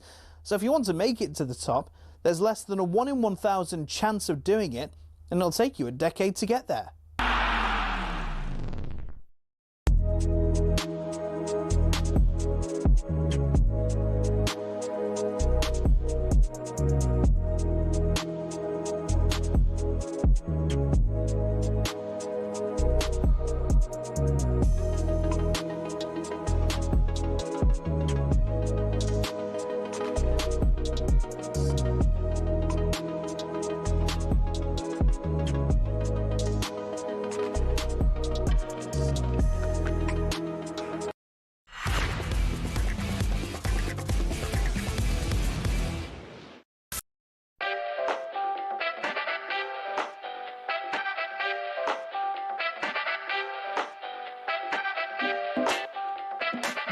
It's going to kick in. You know it's going to kick in. It's going to kick in, right, Jack? It's going to kick in. Here we go. It might take a long time to end. I told you. Thought about asking the question, who's the last player over the age of 30 to play for Chelsea in the Premier League? Over 30? Thiago. Thiago Silva. 39 he was. What about him, was he? Like that. Listen, Drive and talkSPORT, me, Andy Goldstein and Darren Bent. How about this, by the way? We've got unbelievable shows this week. On Thursday, Friday, we're coming live from Soccer Aid. Wednesday, by the way, I'm playing in the UK Pool Open. That's live on talkSPORT. But I'm so excited about tomorrow. We are coming live from James Madison's Golf Day, all in aid of Dementia Club UK. Wonderful charity. The teams are out. I've got all the teams in front of me. They're not out till 7. But Madders has texted me who I've got. Madders. What do you call it? Well, his name's James. Yes, but it's weird, and I wouldn't say no, James. No, James Madison, not Madders. My name's Madders. All right. I'm very excited about this. I'm paired with Tom Grennan. How great is that? He's a gooner. Oh, is he? he's a gooner. He's not good. He's a Coventry fan, isn't he? Yeah, he's a Coventry fan. Is he? Now, I've threatened to play golf with him many a time, and for whatever reason, he's cancelled more than I've cancelled. But tomorrow I'm playing it. Do you want some note? I don't know if I can call these out. Well, don't then. I'll call him out anyway. Noel Horan is playing with James Madison, right? Michael McIntyre with Joe Marler. I'm going to get in so much trouble. Jimmy Bullard in Tubes. Some great names. If you're going to get in trouble, then why is your mouth not reacting to your brain? Because I just said, can I read mine out? And he went, yeah, you can read yours out. And then he went, yeah. Jermaine Genius is playing. Theo Walcott is playing. David Bentley, Freddie Flintoff. The legend is Andy Cole will be playing. Morgan Gibbs-White. Stephen Graham, the actor. He's a legend. We have to get him on. Yeah. So a lot of these names, hopefully, will get on. So that will be fantastic. And as I mentioned, it's all in aid of Dementia Club UK. I know that Madders lost his granddad about 12 months ago. He had Alzheimer's for over 10 years. Loved his golf. My grandma. God rest her soul, but my grandmother, as we speak right now, my dad's mum's got dementia. He told my dad had it. God bless him when I lost him. So yeah, it obviously we're all connected to this, and it's a wonderful cause. So that's tomorrow's drive time show, 4 till 7. Me and Bentley will be coming live from James Madison's Golf Day, with all those big name guests joining us. Hopefully, if you could pick one on there, who are you going for? Madders. Okay. Apart from Madders, I'm going Stephen Graham. Stephen Graham, I'd love to have a little chat with Stephen Graham. Is he a big football fan? Yeah, is he Liverpool Everton?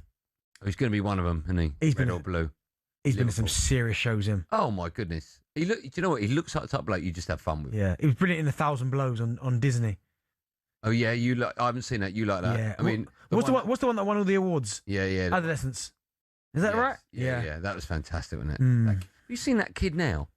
No. He's like a full-grown adult. He's like shot up in about 18 months. It's amazing how numbers work when you get older than 8. No, that's not the joke. I've told you that. It's amazing how kids shoot up in 18 months. Yeah.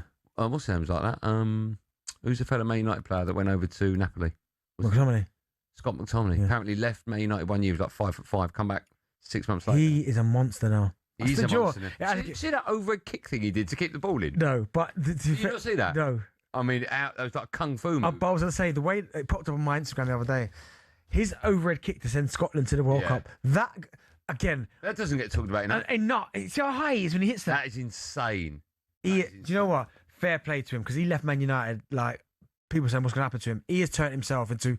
Like, you know what's mad? If he hadn't been at United before, you'd be trying to buy him back. Yeah. We'll probably buy him. How much is he worth now, right now? Oh, my goodness. 60, 70? Yeah. Must be. Would you have him at Arsenal? Does he start for you? No. Does he start for you? No. Why? Well, Declan's the 8. So is he. Yeah, but you could play Declan as a 6. No, because then you take something away from Declan. Okay, all right, calm down. Blimey. So make sure you join me and Bennett at 4 o'clock tomorrow for that. That'd be great. Right, following us at 7, Natalie Soto's kick-off. This evening she's got Henry Winter and former Premier League midfielder Danny Murphy alongside her. But now it's time to take a look at the latest EFL action in partnership with McDonald's. Benty's EFL Corner on talkSPORT with McDonald's. Got big McDonald's hunger? Order delivery on the McDonald's app today. From 11 a.m, 18 plus. Fees apply to delivery orders. Subject to availability. Price may vary. Yes, how about this? Hala back in the Premier League after a 1-0 win at Wembley over Middlesbrough on Saturday. Benty was there. He wishes he wasn't. Ollie McBurney's 94th minute goal was enough to earn them promotion. Their manager, Sergei Yarakovic, spoke to talkSPORT afterwards. Got to get used to saying that. He was asked how they plan to stay in the Premier League. Blimey. We have already our player list, and we will see who we can sign. And also, I think that Sunderland showed good recipe this season in Premier League with dynamic players, with players with the pace, strength, and then you can build one good team. So this will be our main way, I can say like this, to build one team. We talked about this earlier. It wasn't the best game. By far, it wasn't the best game. And a lot of these games, there's so much ride. Do you think there's too much riding on it now? Is that why? Not so much too much riding on it, but it's very, very cagey. And again, I said that maybe when a team scores first, that's maybe the best thing because the whole game opens up then because the team that are behind can't just sit there. Like, I know nerves play their part in all sport, but it's almost like you have to go, well, we better take the handbrake off soon because this game's running away. So then you start to commit more men forward. But yeah, it was just so, I wouldn't even say it was a crappy game, right? It was just so tentative. Like no one wanted to take any risk whatsoever. No one wanted to really go past anyone. No one wanted to really shoot. I mean, you look at the stats, right? Middlesbrough had no shots on target. None. On target. In a playoff final where you're trying to get to the Premier League. That's not good enough. Hull had 2. So, yeah, it was a really, really kind of, not going to say subdued, but I get it. But Ollie McBurney, I mean, talk about kind of, I was happy for him because getting left out of the Scotland squad, I think he should be in it. Why is he not in it? He's obviously opted for other options, but he feels like maybe the ones he's got will benefit, I guess, something like that. But for McBurney, I mean, that softens the blows. Taking your team to Wembley and then taking your team to the Premier League, yeah. Zero. After everything that happened in the build-up with Spygate, were you pleased to see Hull go? Is that the right result? I bet EFL were. I bet they were. Right, I was thinking. They were probably thinking. Yeah, the whole owner said, if we don't go up, we'll sue you. Well, but even before the game, there was reports break that he was the owner of Hull was saying, listen, if we go out, I'm letting you know that if we don't go up, we will be seeking legal action. Yeah. So for EFL, they're thinking Hull. And again, I understand it from both sides of the equation. So I understand it from Hull City's point of view. They're saying, well, Middlesbrough lost, Southampton cheated. That only leaves us. We should get a clear passage to the Premier League. I get that.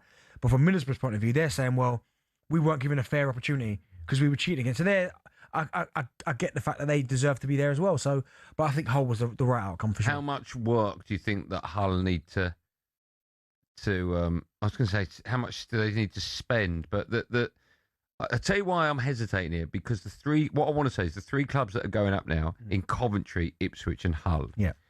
Are they the favourites to go straight back down, which is a horrible thing to say? Yeah, of course they are. They always are. Because they're the 3 teams coming up.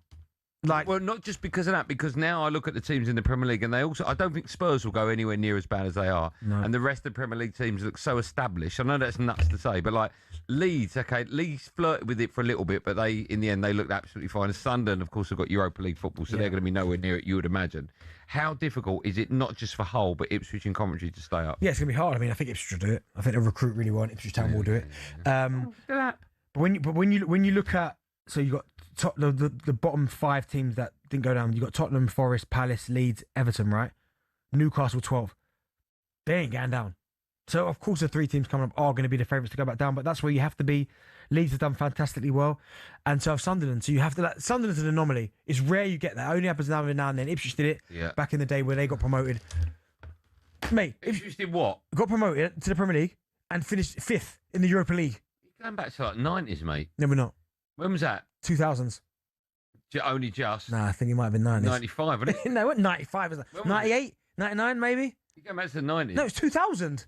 Oh, you still going back quarter of a century. Okay, but I'm giving quarter of a century going back. I'm giving it. Bring Ipswich in. Okay. Quarter of a century, man. Well, there you go. So in the last 25 years, you've had Sunderland do it. Anomaly with Sunderland. You've had Sunderland doing it, and you've had Ipswich Town do it. So there you go. But yeah, it's going to be difficult for them. But if they recruit well, I've got no doubts whatsoever. Ipswich can stay in the league. I mean, I care about the other 2, kind of. Have so much fun on this show next season. Why? With Ipswich. Why's that?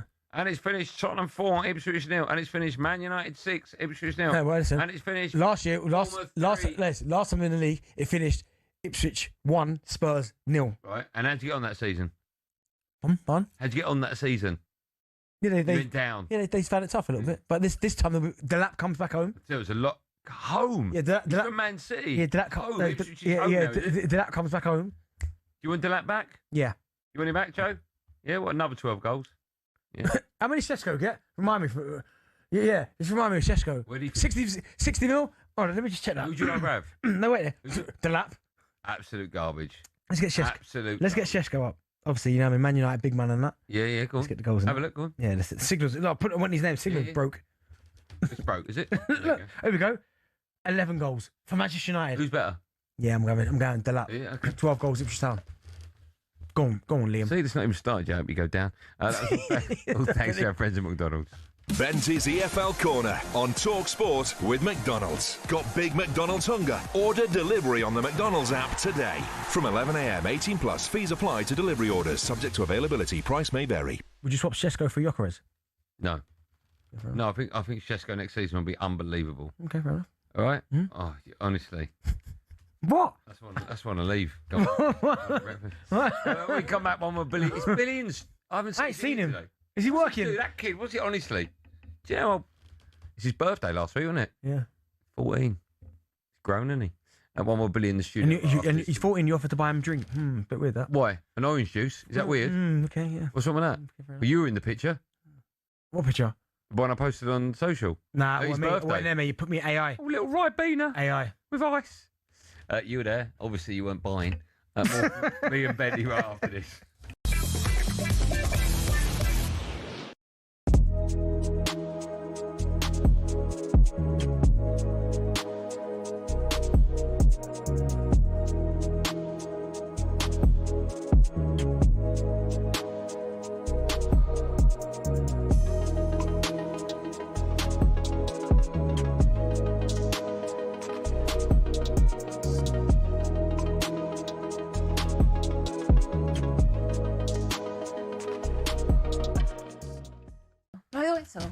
Someone deal with it! Not like that. Not like we that. don't put the ball out. We never get it out of play. Ref, you've got to blow up. Don't foul. There we go. Yes! Come on! Come on, us! Come on! Come on! Get in there! We're in the Premier League, son! Come on! We've done it! Well done, Jay. We've done it! Get in! All you mugs that wanted us down! What they have All you mugs wanted us down! What they have put We've done it! Come on! Well done. Abs, well done. Jay, before you go, I know you're doing the phone show. Just tell us. I mean, relief, right? It looked like at one point, Jay, you weren't getting out of this. How much credit does Deserby deserve? Because he's come in, and I can see how emotional you are. But this could have been a disaster, couldn't it? Oh, it could have been an absolute disaster. Tottenham can't be in the Championship, right? We cannot be in the Championship. It's been a disaster season. So much has gone wrong. Deadwood all over the park.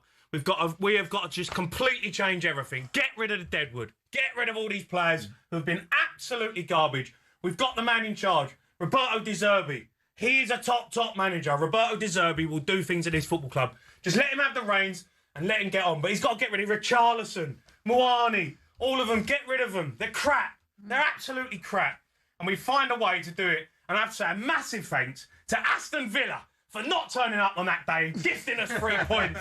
Because that's the one that kept us up. Forever. Come on, the Spurs! Come on! Jay, is there... I know the players are starting the place out for most of the season, but these lads here in the last 6 to 8 weeks, when they've needed to, they've also shown a little bit of fight, haven't they? Yeah, some of them. Some of them.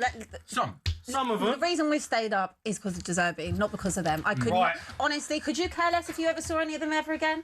No, I don't care. I would have a fire sale. Fire sale. Yeah. The whole squad.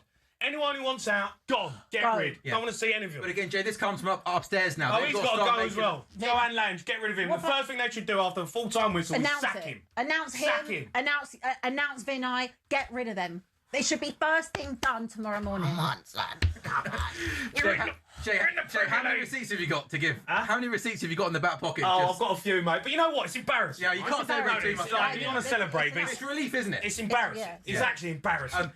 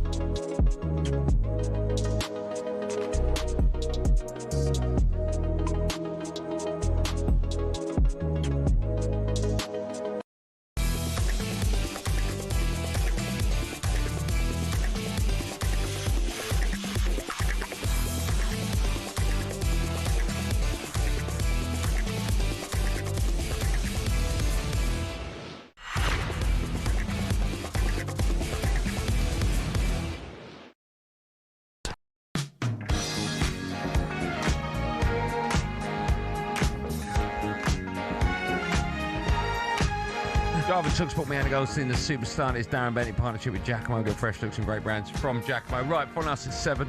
Natalie Toyo's kick-off tonight. She's got Emery Winter and Danny Murphy alongside. Just quickly, Harry Kane's hat-trick against Stuttgart in the German Cup final meant that Bayern Munich completed the double on Saturday. Well done to Harry. I wonder if they get kudos for that. No, I don't think he's going to sign for them. No, because I'm like Spurs, isn't he? Yeah, maybe, yeah. Okay. What do you mean kudos? Because I almost feel like for Bayern Munich and clubs like that, it's not about domestic, it's about the Champions League. Yeah, it's like same Celtic, right? Yeah, Celtic do the double. Was Celtic going, oh, we won? Or are they going, No, I think Celtic do because they didn't win the European trophy. No, but I mean, for Celtic, I imagine it's getting to knockout stages of the Champions League. Maybe, yeah, maybe. Right. It took his personal tally for the season to 61 goals in 51 games. Would you take him? Harry Kane. Would you swap him, Bruno, and Cesc? Forget Harry Kane. You got to swap Bruno and Šeško. No. Oh my goodness, you're crazy. No. You're crazy. Okay. You're not getting rid of Bruno. Okay, would you swap Declan Rice for Harry Kane? Yes. And Saka? Well, no, it's different. That's two of our best players. I've given you Šeško and. Okay. Would you go Kai Havertz and Declan? Yeah, for Harry Kane. Would you? Yeah. All right. Yeah. Well, I don't have control over that swap, so. Would you do that, Bruno? No, you wouldn't. Well, for Kane? Yeah. Bruno and Šeško for Kane. Yeah. Oh, now you would, but 5 seconds ago you wouldn't. Do you know what? It's none of your business. I guess who's in the studio, everyone? I can be your hero, baby. He's no one's hero. Oh. Why are we playing this? Oh, sure. You like Enrique Iglesias? Oh, do you? Yeah, he's all right. You look like him.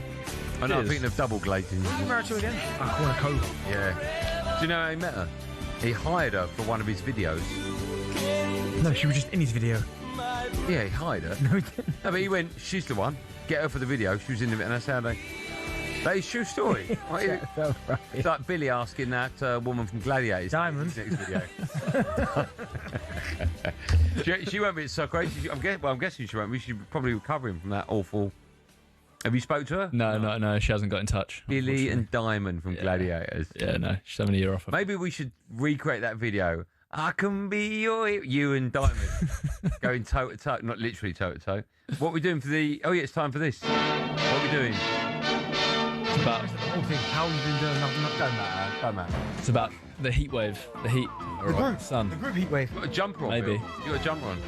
Yeah, the aircon's doing its job out in the office. I was a bit chilly. You take it off when you get on the train? Yeah, oh yeah, on the tube, yeah. Right. Nasty on the tube. He's nasty, yeah. Hot. Andy, do you want to go first? Yeah. All right. Do you want to play the whole album, Jack? Jack just dazing off into the future there. Andy, how hot is the surface of the sun? Really hot. Really, really hot. Like you burn your fingers. Yeah, correct. No, I need a number. Okay. Of what? Degrees C. Any A, B, or C's? Yeah.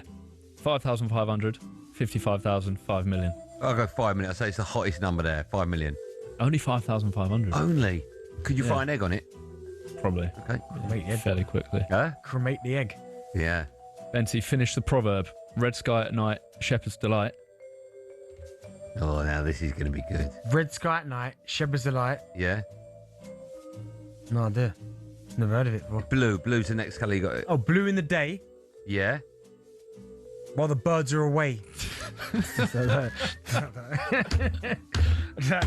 Whatever rhymes, man.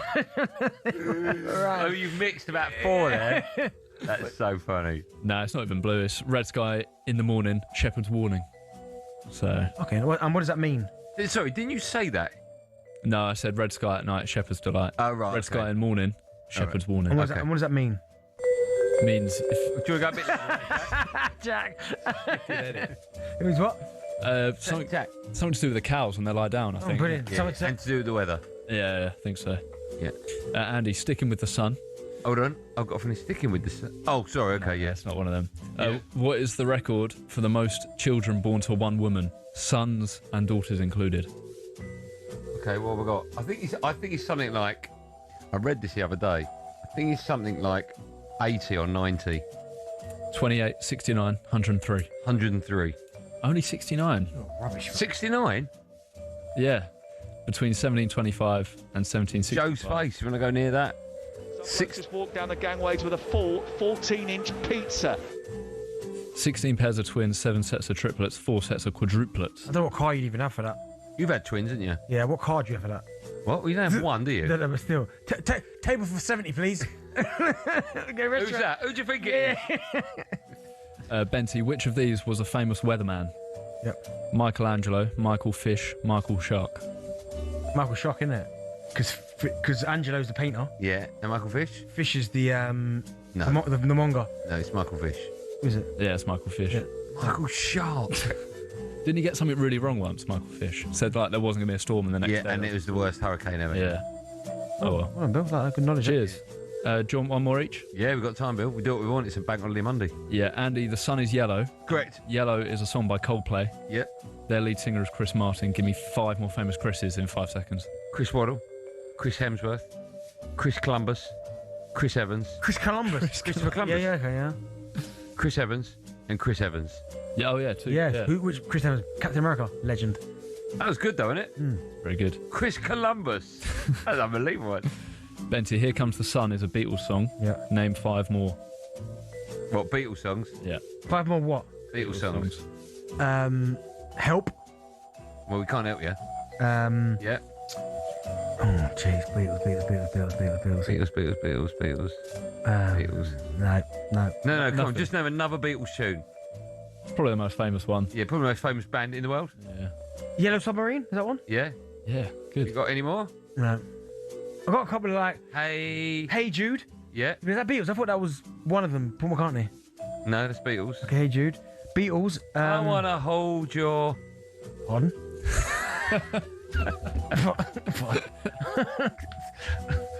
Yeah, no. Who has? Hand. Where was hand? Yeah, nothing but for you. That's it from me and DB. Get out, Billy. All right. We got a great week of shows coming up. As I mentioned, Thursday, Friday, Soccer 8.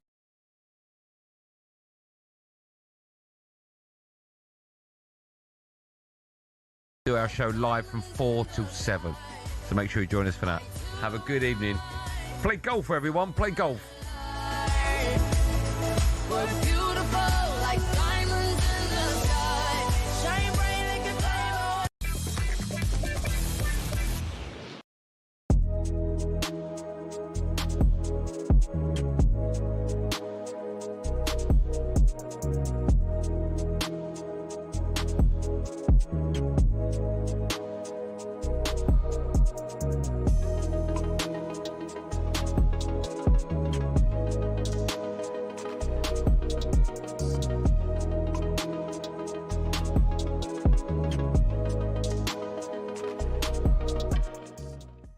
Let's get back to some calls. Go to Darren. He's a Spurs fan. All right, Daz? All right, Daz.